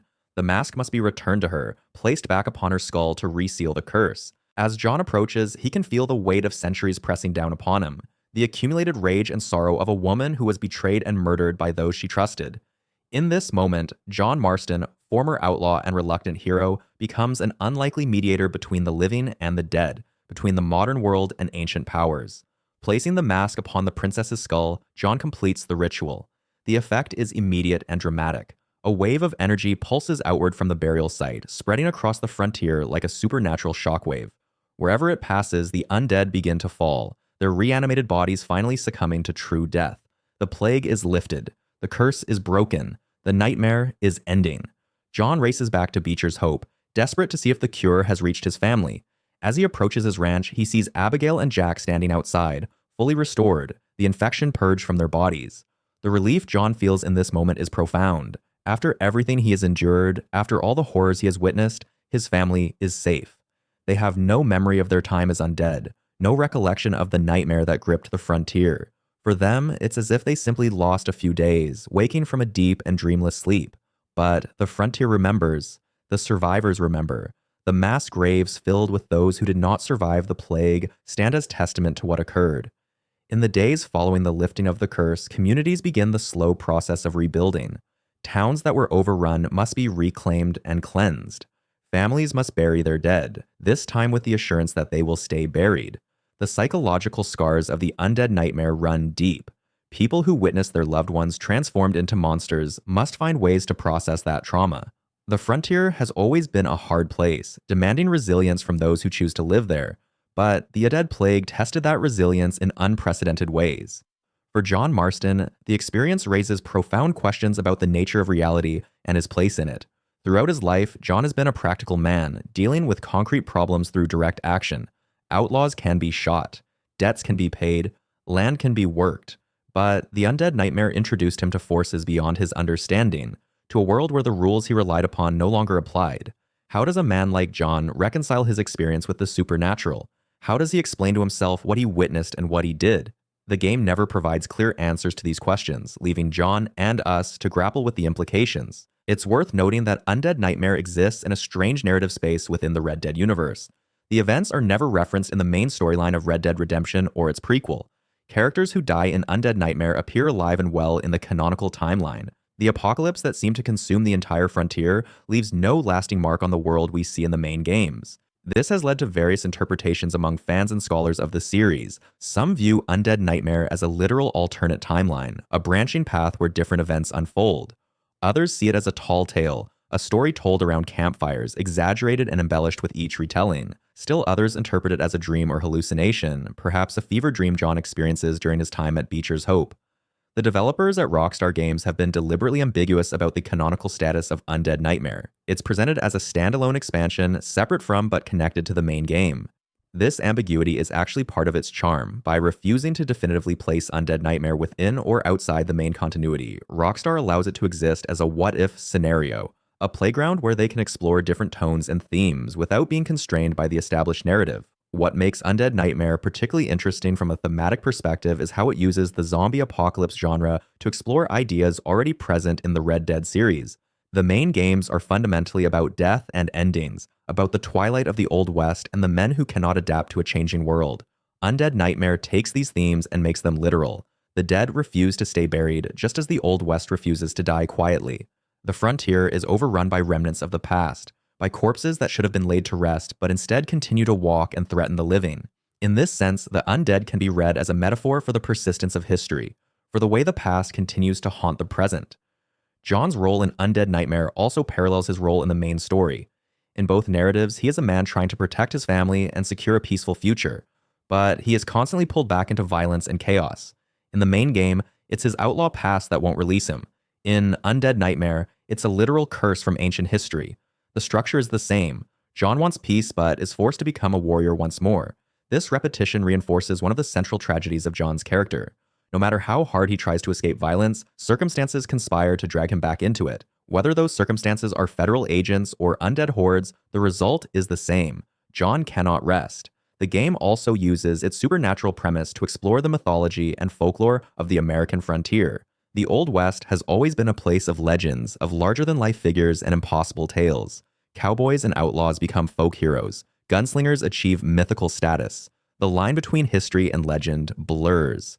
Undead Nightmare taps into this tradition, drawing on horror elements from various cultural sources. The Aztec curse provides a connection to pre-Columbian history, acknowledging the ancient civilizations that existed long before European colonization. The zombie plague itself draws on both modern horror conventions and older folklore about the restless dead. The four horses of the apocalypse reference biblical imagery.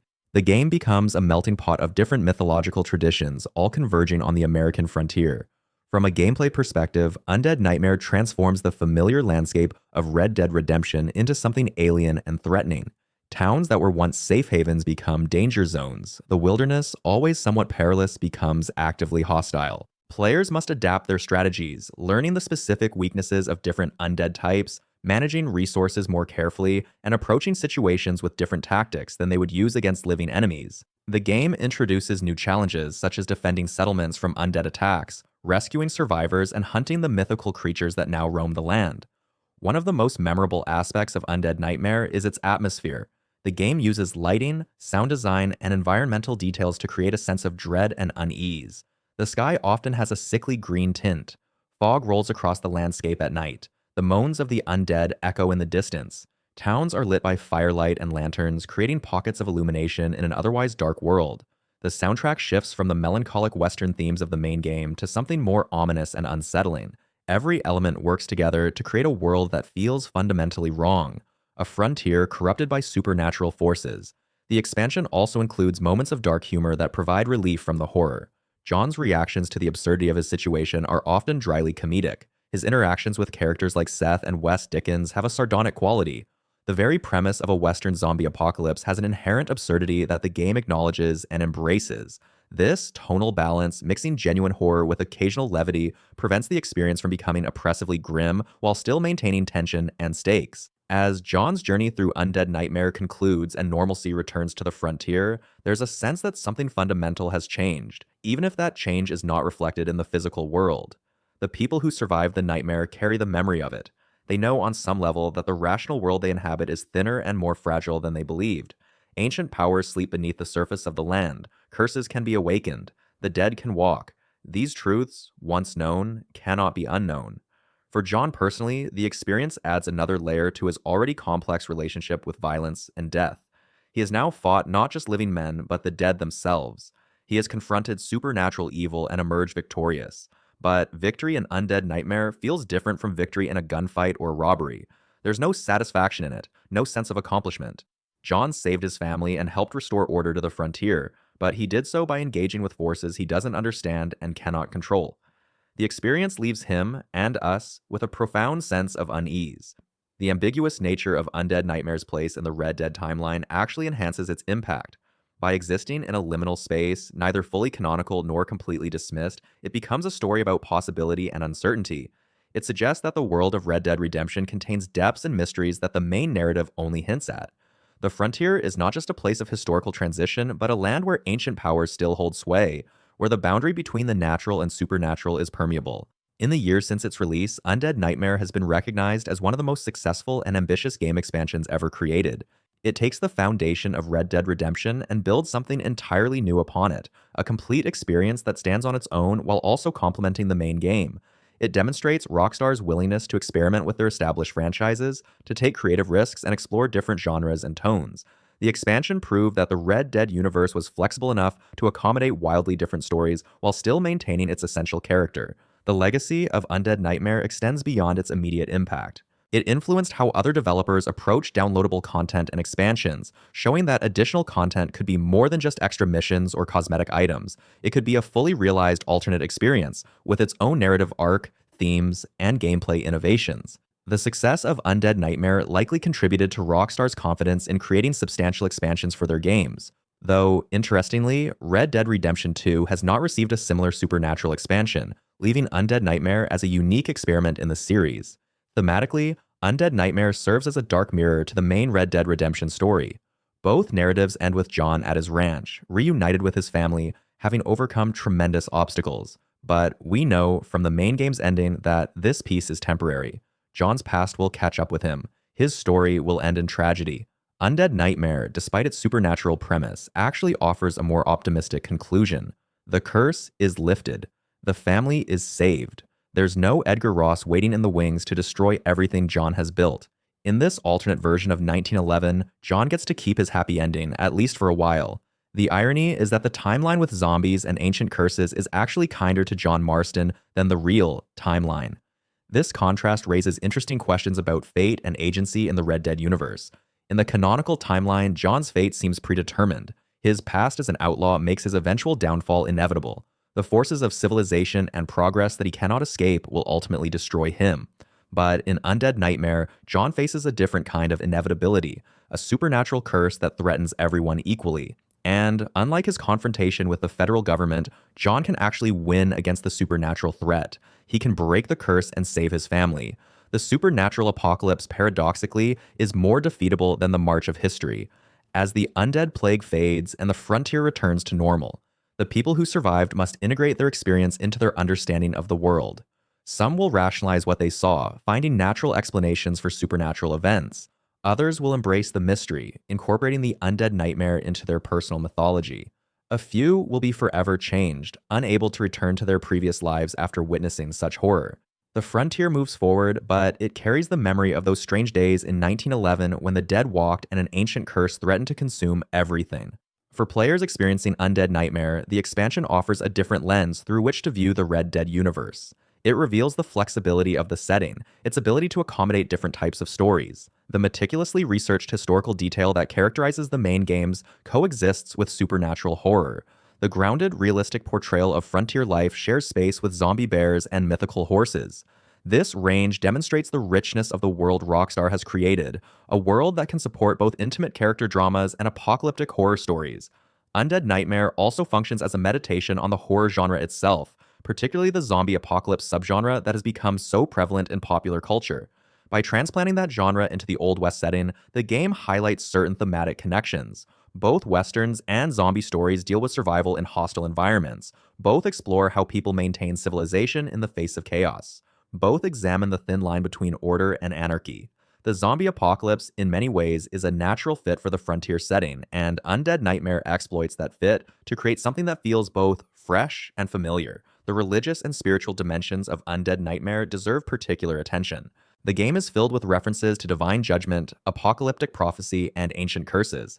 Characters interpret the undead plague through their own spiritual frameworks, seeing it as punishment, test, or simply inexplicable evil. The game doesn't endorse any particular interpretation, instead presenting a world where multiple explanations coexist. This ambiguity reflects the diverse belief systems that existed on the historical frontier, where Christianity, indigenous spirituality, folk magic, and rationalist skepticism all competed for adherence. John's own relationship with faith and spirituality is complicated throughout the Red Dead series. He's not a religious man in any conventional sense, but he's also not a complete skeptic.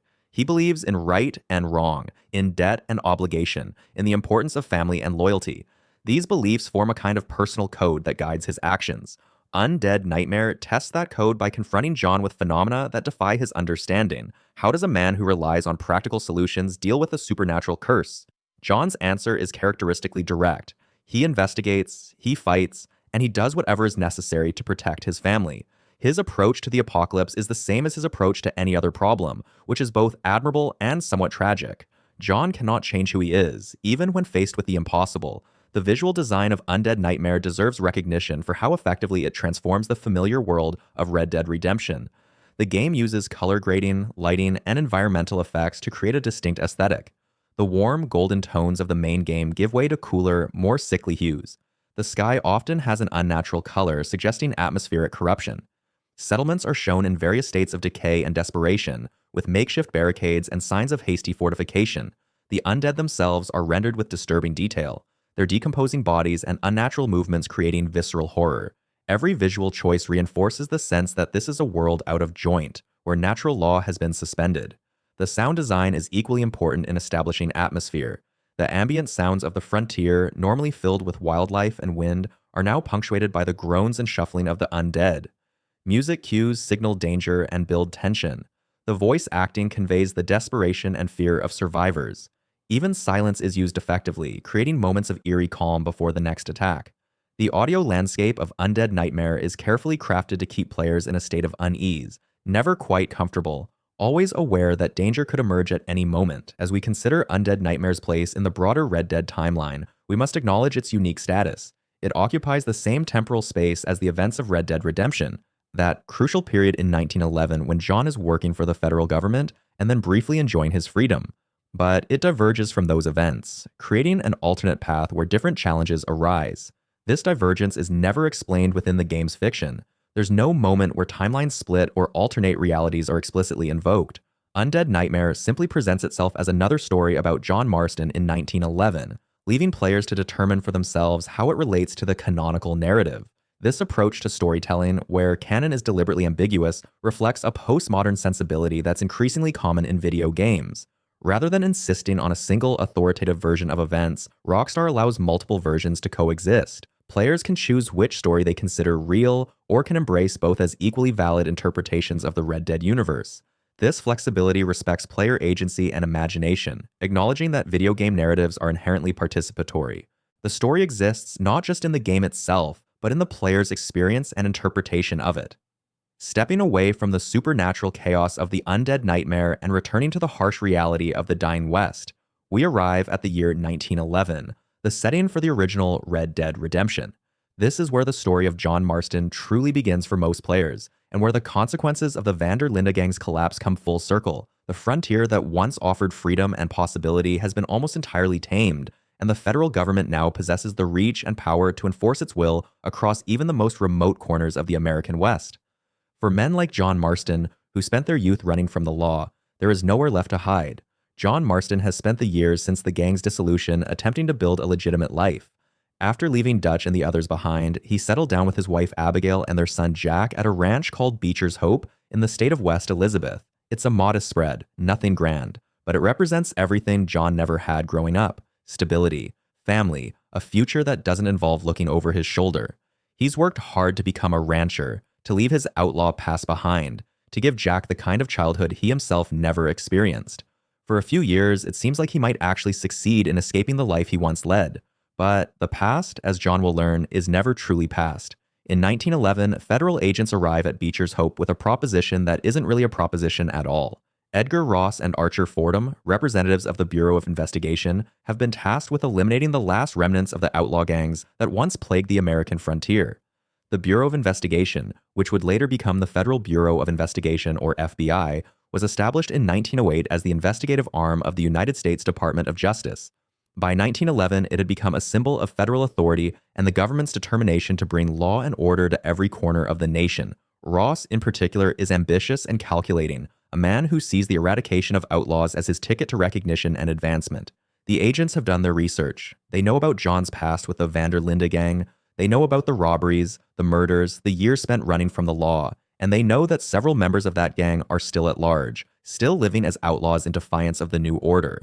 Ross presents John with an ultimatum that is really no choice at all: hunt down and capture or kill his former brothers in arms, or watch as the government takes away everything he's built. To ensure John's cooperation, the agents take Abigail and Jack into custody, holding them as collateral.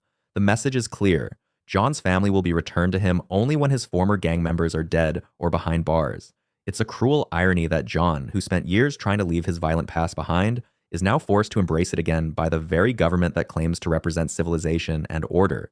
But with his family's safety at stake, he has no real choice. He agrees to Ross's terms, and the agents transport him to the state of New Nuevo Paraíso, across the border in Mexico, where they believe he can pick up the trail of his old friend turned enemy, Bill Williamson. Bill Williamson, you'll remember, was never the smartest or most capable member of the van der Linde gang, but he was loyal and tough. After the gang fell apart, Bill didn't try to go straight like John. Instead, he formed his own gang and established a stronghold at Fort Mercer, an abandoned military installation in New Austin, just north of the Mexican border. Bill's gang has been terrorizing the region, robbing, killing, and generally acting like the outlaws of old, seemingly oblivious to the fact that the world has changed around them. For Bill, the outlaw life is all he knows, and he clings to it even as it becomes increasingly clear that such men are relics of a bygone era.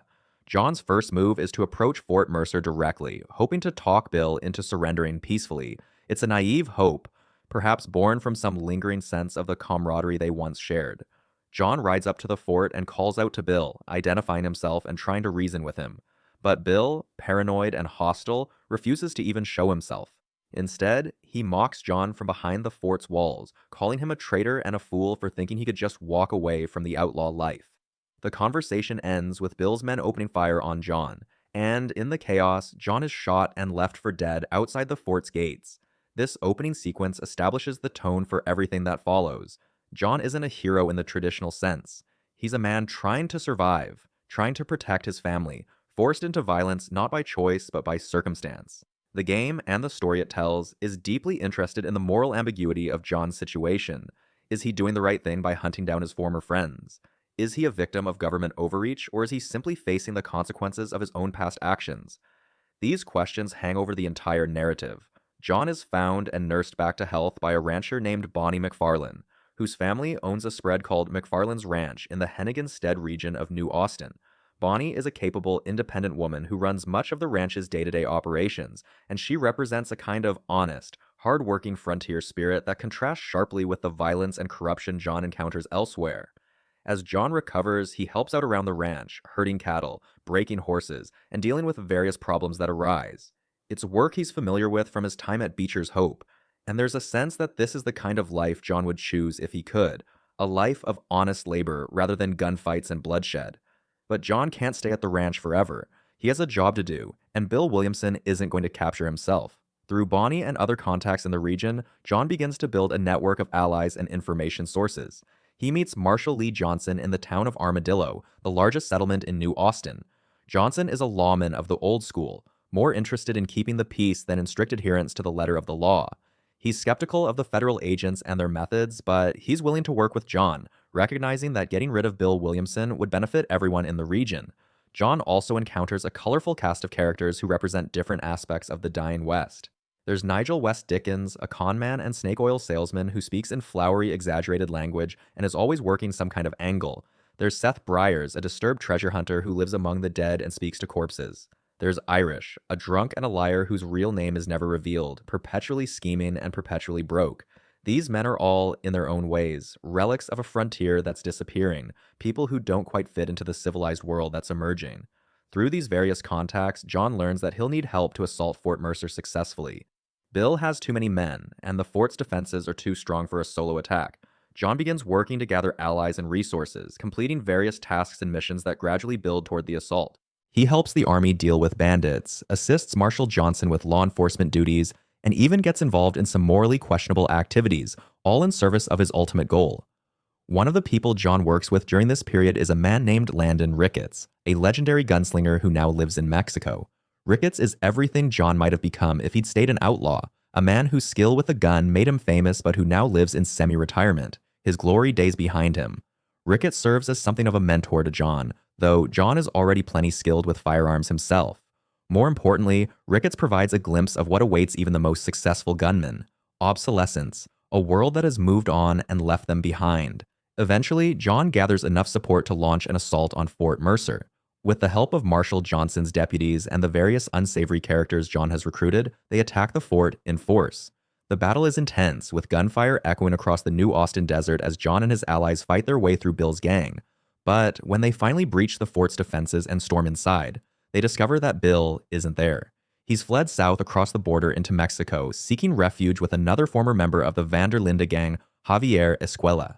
This development forces John to expand his search beyond the American frontier and into Mexico, specifically the fictional state of Nuevo Paraíso. Mexico in 1911 is in the midst of revolution, a violent conflict between government forces and rebel fighters that has torn the country apart. The Mexican Revolution, which began in 1910, was a complex and brutal civil war that would last for years and result in the deaths of hundreds of thousands of people. In the game's depiction, the conflict is embodied by two main factions: the Mexican army, led by Colonel Agustin Allende, and the rebels, led by Abraham Reyes. When John crosses into Mexico, he finds himself in a land even more chaotic and violent than the American West. The revolution has created a power vacuum, and various factions are fighting for control. Colonel Allende is a corrupt and cruel dictator who rules through fear and violence, using his position to enrich himself while the people suffer. He's assisted by Captain Vicente de Santa, a sadistic officer who takes pleasure in torture and murder. On the other side, Abraham Reyes presents himself as a champion of the people, a revolutionary leader who promises to overthrow Allende and bring justice and freedom to Mexico. John, desperate to find Bill and Javier, initially allies himself with Allende, believing that the Colonel's resources and information network will help him track down his targets. This decision forces John to do terrible things in service of a terrible man. He participates in raids against rebel positions, helps suppress dissent, and witnesses firsthand the brutality of Allende's regime. It's one of the darkest periods in John's journey, a time when he compromises his principles in pursuit of his goal. During his time working for Allende, John also encounters Javier Escuela, though not in the way he expected. Javier, like Bill, has been living as an outlaw in Mexico, but he's been less successful at it. Where Bill managed to build a gang and establish a stronghold, Javier has been reduced to working as a hired gun for whoever will pay him. There's a sadness to Javier's situation, a sense that he never quite recovered from the collapse of the Van der Linde gang and the loss of the brotherhood it represented. John eventually corners Javier in a remote location, and the two men face off. Javier, desperate and cornered, tries to talk his way out of the situation, reminding John of the times they rode together, the loyalty they once shared. But John is unmoved. He's been betrayed too many times, forced to do too many terrible things in pursuit of this goal. He either captures Javier alive or kills him, depending on the player's choice, but either way, Javier's story ends here, another casualty of the Van der Linde gang's legacy. With Javier dealt with, John continues his search for Bill Williamson, but he's also becoming increasingly disillusioned with Allende. The Colonel's cruelty and corruption are impossible to ignore, and John begins to realize that he's been used. Allende has no real intention of helping John find Bill. He's been stringing John along, using him to fight his enemies while providing nothing of value in return. This realization coincides with John's growing relationship with the rebels. Through various encounters and missions, John meets Abraham Reyes and other rebel leaders, including Luisa Fortuna, a young woman who is passionately devoted to the revolutionary cause. Luisa represents idealism and hope, a belief that the revolution can actually make things better for the Mexican people. She's drawn to Reyes, seeing him as a hero and a savior, and she works tirelessly to support the rebel cause. John is initially skeptical of the rebels, seeing them as just another faction in a pointless conflict. But as he learns more about Allende's atrocities and witnesses the suffering of the Mexican people under his rule, John's sympathies begin to shift. He also comes to know Reyes personally, and while he recognizes that Reyes is vain and self-centered, motivated as much by personal ambition as by any genuine desire to help the people, John sees the rebels as the lesser evil compared to Allende's regime. The turning point comes when Allende betrays John directly. After using him for weeks, the Colonel decides that John knows too much and has outlived his usefulness. Allende orders his men to kill John, and John barely escapes with his life. This betrayal cements John's decision to switch sides and ally himself fully with the rebels. It's not an ideological choice so much as a practical one. The rebels are now his best chance of finding Bill Williamson and surviving long enough to return to his family. John throws himself into the revolutionary cause, participating in major battles and helping the rebels gain ground against Allende's forces. He works closely with Reyes, and despite his reservations about the man's character, John helps him achieve victory after victory. The rebellion gains momentum, and it becomes increasingly clear that Allende's days are numbered. During this period, John also reconnects with Landon Ricketts, who has been living in the Mexican town of Chuparosa. Ricketts has his own reasons for opposing Allende, and he provides valuable assistance to both John and the rebels. The old gunslinger's presence serves as a reminder of the West's violent past and the men who shaped it, men who are now watching as the world they knew disappears. As the rebels close in on Allende's stronghold, John finally gets the information he's been seeking. Bill Williamson is hiding at Allende's mansion, having sought protection from the Colonel in exchange for money and loyalty. With the rebels preparing for a final assault on the mansion, John seizes opportunity to finally complete his mission. The assault on Allende's mansion is one of the game's most memorable sequences. John fights alongside Reyes and the rebels as they storm the compound, battling through Allende's remaining forces. The colonel, realizing that defeat is inevitable, attempts to flee with Bill Williamson. John pursues them, and in a dramatic chase sequence, he catches up to them as they try to cross the border back into the United States. John confronts both men on the road. Allende, cowardly to the end, tries to bargain and plead for his life, offering money and information. Bill, by contrast, is defiant, cursing John and everything he's become. The confrontation is brief and brutal. John executes Allende without hesitation and then turns his gun on Bill. Bill Williamson, the man who started this entire journey by shooting John outside Fort Mercer, dies on a dusty Mexican road, far from the glory and freedom he thought the outlaw life would bring him. It's an ignoble end for a man who never quite understood that the world had moved on without him. With Bill dead and Javier captured or killed, John has fulfilled 2/3 of his bargain with the federal agents, but there's still one more name on the list, the most important one, Dutch van der Linde. Dutch, the man who raised John, who taught him everything he knows, who shaped him into the person he became. Dutch, whose descent into madness and paranoia destroyed the gang and set all of these tragic events in motion. Before John can leave Mexico, however, he witnesses the aftermath of the revolution's success. Abraham Reyes, now victorious, reveals his true nature.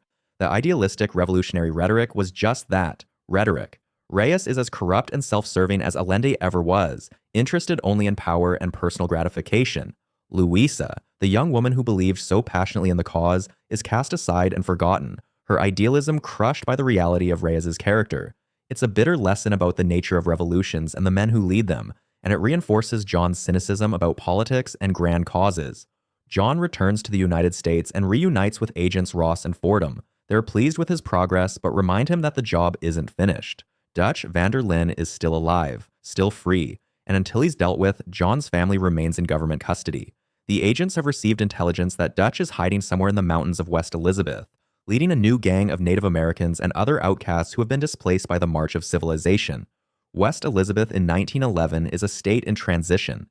The region around Blackwater has been developed and civilized with proper law enforcement and modern amenities, but the mountains to the north, the area known as Tall Trees, remain wild and dangerous.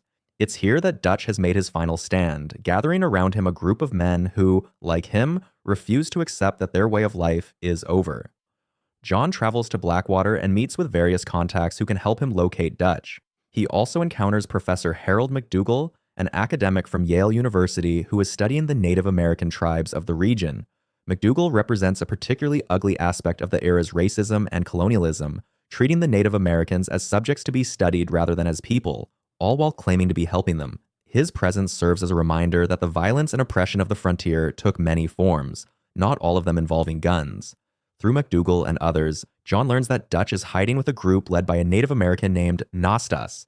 These aren't violent criminals in the traditional sense. They're people who have been pushed off their lands, who have nowhere else to go, who have joined with Dutch because he offers them something, even if it's just the illusion of resistance against the forces that are destroying their way of life. John begins working to track Dutch through the mountains, a process that involves navigating treacherous terrain and dealing with both Dutch's followers and the various dangers of the wilderness. The mountains of Tall Trees are beautiful but deadly, full of bears, wolves, and other predators. It's fitting that Dutch would make his last stand in such a place, in the wild spaces that civilization hasn't yet conquered. As John gets closer to Dutch, he begins to encounter signs of his former mentor's presence. Dutch has been leaving a trail of violence and chaos, robbing banks and trains, killing lawmen and civilians. But there's something different about these crimes, something almost performative. It's as if Dutch is committing these acts not for profit, but to make a statement, to prove that he can't be tamed, that the outlaw spirit still lives. John also works with an army captain named Archer, who is leading a campaign to pacify the region and deal with Dutch's gang. The army's involvement represents the federal government's determination to eliminate the last pockets of resistance to its authority. This isn't just about catching one outlaw anymore, it's about demonstrating that no one, no matter how remote their hiding place, is beyond the reach of government power. The hunt for Dutch culminates in a massive operation involving both John and the army. They track Dutch's gang to their hideout in the mountains and launch an assault. The battle is fierce, with Dutch's followers fighting desperately against overwhelming odds. John fights his way through the chaos, searching for Dutch among the carnage. Finally, John corners Dutch on a cliff overlooking a river valley. The two men face each other, and for a moment, time seems to stop. This is the confrontation that everything has been building toward. The final reckoning between the man Dutch made and the monster Dutch became. Dutch looks older, more worn, but there's still that charismatic intensity in his eyes, that sense of absolute certainty in his own righteousness. They talk, and Dutch's words reveal a man who has completely lost touch with reality. He speaks of the government, of civilization, of the forces that are destroying the freedom he values above all else. He claims that he's fighting for something meaningful, that his resistance matters. But there's also a recognition in his words, an acknowledgement that he's already lost, that this is the end of the road. John tries to reason with him, tries to get him to surrender peacefully, but Dutch, true to form, refuses to be taken alive. He speaks his final words, a statement about the nature of change and the futility of fighting against it. The exact words vary depending on the player's choices throughout the game, but the sentiment is the same. Dutch knows he's a relic, that men like him have no place in the modern world, and rather than accept that, rather than surrender to the forces of civilization and progress, Dutch chooses to die on his own terms. He steps backward off the cliff, falling to his death in the river below. It's a dramatic, almost theatrical exit, exactly the kind of thing Dutch would choose. He denies John and the government the satisfaction of capturing him, maintaining his defiance to the very end. John watches him fall, and there's a complexity to the moment that's hard to articulate. Relief that it's over, certainly, but also sadness, perhaps even a sense of loss. Dutch was a terrible person who did terrible things, but he was also the closest thing to a father John ever had. With Dutch dead, John has finally fulfilled his end of the bargain. He returns to Blackwater and meets with agents Ross and Fordham. They confirm that his family will be released and that he's free to return to his ranch. Ross, in particular, seems pleased with himself, having successfully used John to eliminate the last of the major outlaws. He speaks about progress and civilization, about how the West has finally been tamed. There's a smugness to his words, a sense of triumph that makes John uneasy. But John doesn't care about Ross's philosophizing. He just wants to go home. He travels back to Beecher's Hope, and in one of the game's most emotionally resonant sequences, he's reunited with Abigail and Jack. His family is safe, his ordeal is over, and he can finally return to the peaceful life he's been fighting for all along. The game allows players to spend time at the ranch, completing various tasks and missions, enjoying the simple pleasures of ranch life. It's a peaceful interlude after hours of violence and chaos, and it feels earned. John works on the ranch, teaches Jack to hunt and ride, spends time with Abigail. There's a sense that maybe, just maybe, John has actually managed to escape his past. Maybe he can live out his days as a rancher, die peacefully in his bed surrounded by family. It's what he's always wanted, and for a brief time, it seems like he might actually get it. But the past, as we've established, is never truly past, and the government, having used John for its purposes, has no intention of letting him live peacefully. Edgar Ross, despite his promises, sees John as a loose end, a man who knows too much and who represents the outlaw era that Ross is trying to erase from history. Ross can't allow John to live, can't risk him talking about the government's methods or becoming a symbol of the old ways. One day, without warning, a large force of soldiers and federal agents arrives at Beecher's Hope. They surround the ranch, cutting off all escape routes. Ross is leading them, and his intentions are clear. This isn't an arrest. It's an execution. John realizes immediately what's happening. He orders Abigail and Jack to flee, to escape through the back of the ranch while he holds off the attackers. Abigail protests, not wanting to leave him, but John is insistent. He knows he's not getting out of this alive. The best he can do is buy his family time to escape. What follows is one of the most famous and emotionally powerful sequences in video game history. John fights off wave after wave of attackers, defending his ranch against impossible odds. He knows he can't win, knows this is his last stand, but he fights anyway, buying every second he can for his family. Eventually, he makes his way to the barn where Abigail and Jack are preparing to ride away. John gets them on their horses and sends them riding out the back of the barn. As they escape, John steps out of the front door of the barn to face the assembled forces. There are dozens of armed men, all with their weapons trained on him. John stands alone, outnumbered and outgunned, but he doesn't run or beg. He faces his death with the same stoic courage he's shown throughout his journey. The game gives players control for this final moment. John can draw his weapon and take down several of the attackers, but the outcome is inevitable. The soldiers and agents open fire, and John Marston is cut down in a hail of bullets. He dies on his own land, killed by the government he served, betrayed by the men who promised him freedom. It's a brutal, tragic ending, but it's also thematically perfect. John spent the entire game trying to escape his past, trying to prove that he could change, that he could be more than just an outlaw. But in the end, the violence he tried to leave behind caught up with him anyway. The government that claimed to represent law and order proved to be just as ruthless and immoral as any outlaw gang. and John, despite his best efforts, died the same way so many gunmen before him had died, violently, suddenly, cut down before his time. But the story doesn't end with John's death. The game continues, jumping forward 3 years to 1914. Players take control of Jack Marston, now a young man, living alone at Beecher's Hope. Abigail has died, the exact circumstances left unclear, though it's implied that the stress and trauma of John's death contributed to her decline. Jack is the last of the Marstons, the sole survivor of a family destroyed by violence and government betrayal. Jack has spent the years since his father's death learning to be a gunfighter. He's practiced with weapons, honed his skills, transformed himself from a bookish boy into a capable fighter. But he hasn't done this for sport or self-defense. He's done it for one purpose: revenge. Jack wants to kill Edgar Ross, the man responsible for his father's death, the man who destroyed his family. Tracking down Ross proves challenging. The former agent has retired from government service and is living quietly, enjoying the fruits of his successful career. Jack has to follow a trail of clues, talking to Ross's family members and associates, piecing together his location. It's a dark mirror of John's own quest. A son following in his father's footsteps in the worst possible way. Finally, Jack tracks Ross to the banks of the San Luis River on the border between the United States and Mexico. Ross is duck hunting, enjoying his retirement, seemingly without a care in the world. Jack approaches him, and Ross, recognizing him, realizes immediately why he's there. The two men talk briefly, and Ross is unrepentant. He did what he had to do, he claims. He was just doing his job, enforcing the law, bringing order to a chaotic world. He shows no remorse for John's death, no acknowledgement of the betrayal and cruelty of his actions. The conversation is brief, and then Jack challenges Ross to a duel. It's a callback to the Old West traditions that John grew up with, the formal gunfights that were already becoming obsolete by 1911 and are completely anachronistic by 1914. But Jack doesn't care about that. This is personal, a matter of honor and family, and he wants to face Ross man to man. The duel plays out according to the classic Western formula. The two men face each other, hands hovering over their weapons, waiting for the right moment to draw. Then, in a flash, both men go for their guns. Jack is faster. He draws and fires, killing Edgar Ross before the former agent can get off a shot. Ross falls dead into the river, his blood staining the water, and Jack stands over him, finally having achieved his revenge. But it's a hollow victory. Jack has avenged his father, yes, but at what cost? He's now a murderer himself, a killer of a federal agent. He'll be hunted for this crime, forced to live as an outlaw just like his father before him. The cycle of violence that John tried so hard to break has claimed another generation. Jack, who might have become a writer or a scholar, who had the chance to escape the outlaw life entirely, has instead embraced it, dooming himself to the same fate as his father. The game ends with Jack walking away from Ross's body, his future uncertain.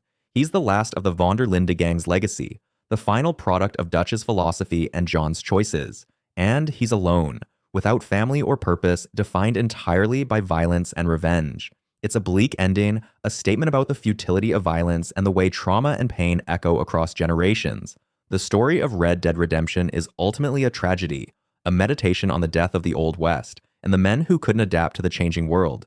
John Marston tried to change, tried to leave his past behind and build something better. But the world wouldn't let him. The government that claimed to represent progress and civilization proved to be just as violent and ruthless as any outlaw gang. And in the end, John died for nothing, his sacrifice failing to protect his family or secure their future. The game's themes are complex and multifaceted. It's about the tension between freedom and civilization, about the cost of progress, about the way governments use and discard people in pursuit of their goals. It's about fatherhood and legacy, about the patterns we pass down to our children whether we want to or not. It's about the myth of the American West and the reality behind that myth, the violence and exploitation that built the nation. Red Dead Redemption was released in 2010 by Rockstar Games, and it was immediately recognized as a masterpiece. The game's storytelling, its moral complexity, its willingness to engage with difficult themes and refuse easy answers set a new standard for narrative in video games. John Marston became one of the most beloved and memorable protagonists in gaming history, a flawed but sympathetic character whose journey resonated with millions of players. The game's depiction of the early 20th century American West was meticulously researched and beautifully realized. From the dusty towns of New Austin to the revolutionary chaos of Mexico to the mountains of West Elizabeth, every location felt authentic and lived in. The game captured the sense of a world in transition, of old ways dying and new ways being born, often violently. The supporting cast was equally well developed. Characters like Bonnie McFarlane, Landon Ricketts, Abraham Reyes, and even villains like Colonel Allende and Edgar Ross felt like real people with their own motivations and perspectives.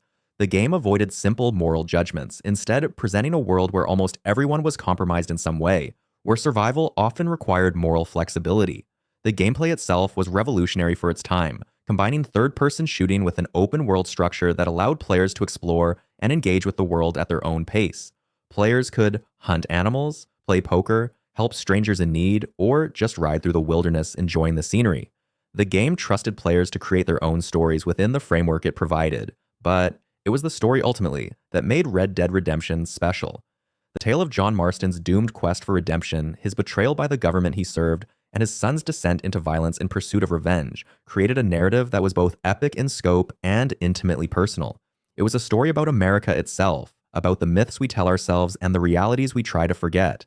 The game's ending, with John's death and Jack's revenge, sparked endless discussions and debates among players. Some saw it as nihilistic, a statement that violence only begets more violence and that redemption is impossible. Others saw it as tragic but meaningful, a story about a man who did his best in impossible circumstances and who died protecting the people he loved. Still others focused on the political dimensions, seeing the game as a critique of government power and the way institutions betray individuals. All of these interpretations have merit, and the game's refusal to provide easy answers is part of what makes it so powerful. Red Dead Redemption doesn't tell players what to think. It presents a complex moral situation and trusts them to engage with it thoughtfully. It's a game that respects its audience's intelligence and emotional maturity. The game also served as a bridge between the two main entries in the Red Dead series.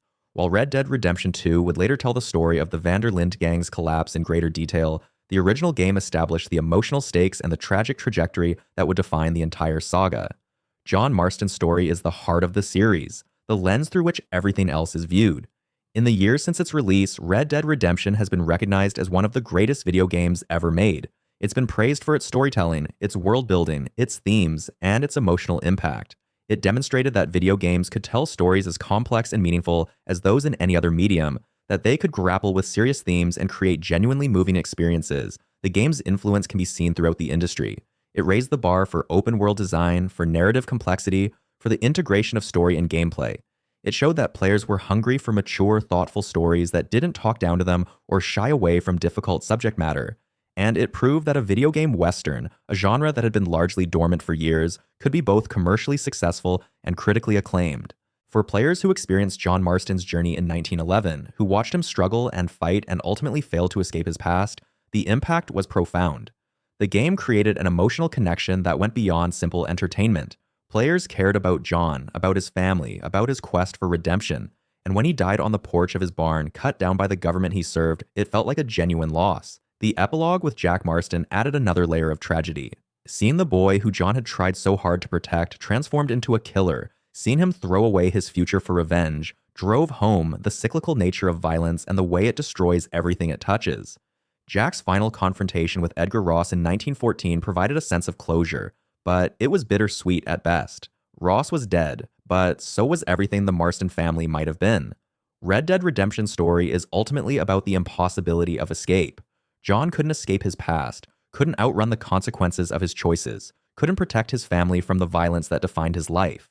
The game suggests that perhaps redemption isn't really possible, that the things we do echo forward in ways we can't control or predict, but it also suggests that the attempt matters, that John's efforts to be better, to protect his family, to build something good, had value even if they ultimately failed.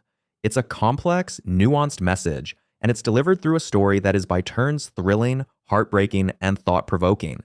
Red Dead Redemption stands as a landmark achievement in video game storytelling, a game that proved the medium could create experiences as emotionally resonant and thematically rich as the best films or novels.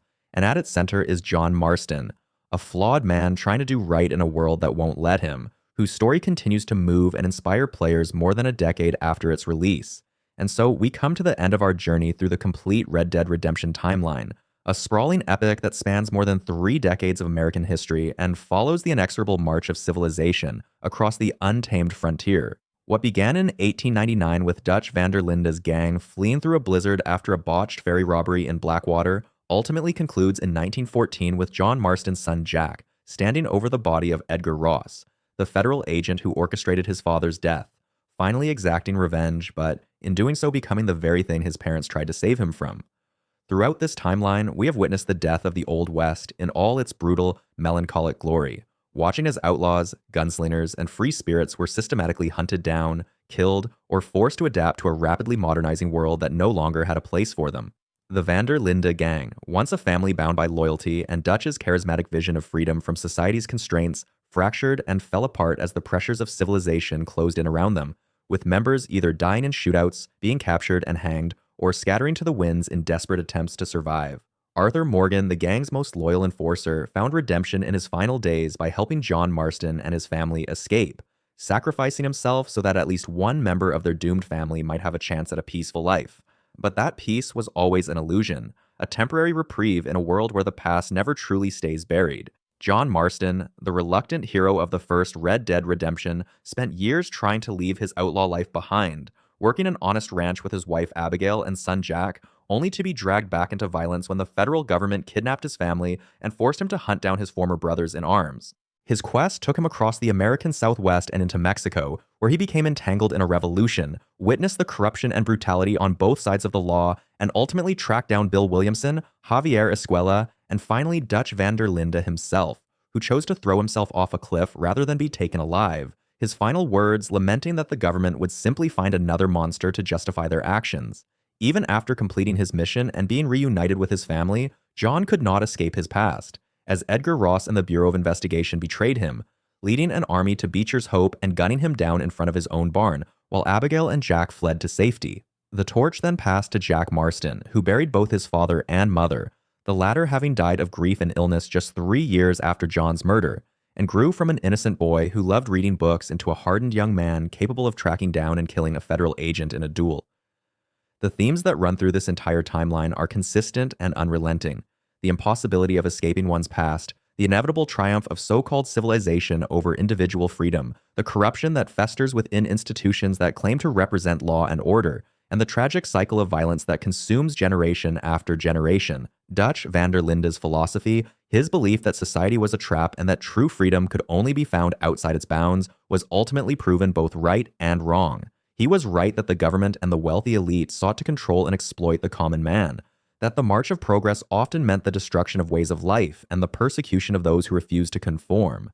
But he was wrong in believing that he and his gang could exist outside that system indefinitely, wrong in thinking that loyalty and charisma alone could hold a family together when the world was changing so rapidly around them, and wrong in his increasingly paranoid and erratic leadership that led directly to the deaths of so many who trusted him. The Red Dead Redemption timeline is ultimately a tragedy, a story of good people trying to do right in a world that punishes goodness, of outlaws who were no worse than the supposedly lawful men hunting them, and of the American frontier being fenced in, paved over, and sanitized until all that remained were legends and ghosts. We watched as the wide-open spaces filled with railroads and telegraph lines, as the buffalo were slaughtered to near extinction, as Native American tribes were driven onto reservations or wiped out entirely, as small towns grew into cities, and as the age of the gunslinger gave way to the age of the automobile and the machine gun.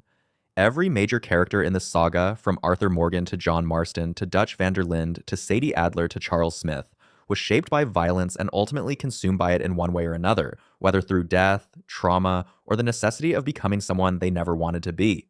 The few who survived, like Charles and Sadie, did so by leaving everything behind and starting over in distant places, cutting all ties to their past lives because that was the only way to break the cycle. Jack Marston, standing over Edgar Ross's body in 1914, represents the final, bitter note of this symphony of violence. A young man who had every opportunity to be something different, to break free from the outlaw legacy that destroyed his family, but who ultimately chose revenge over peace, becoming a killer just like his father, his surrogate Uncle Arthur, and all the other men who raised him in that gang so many years ago. The world of Red Dead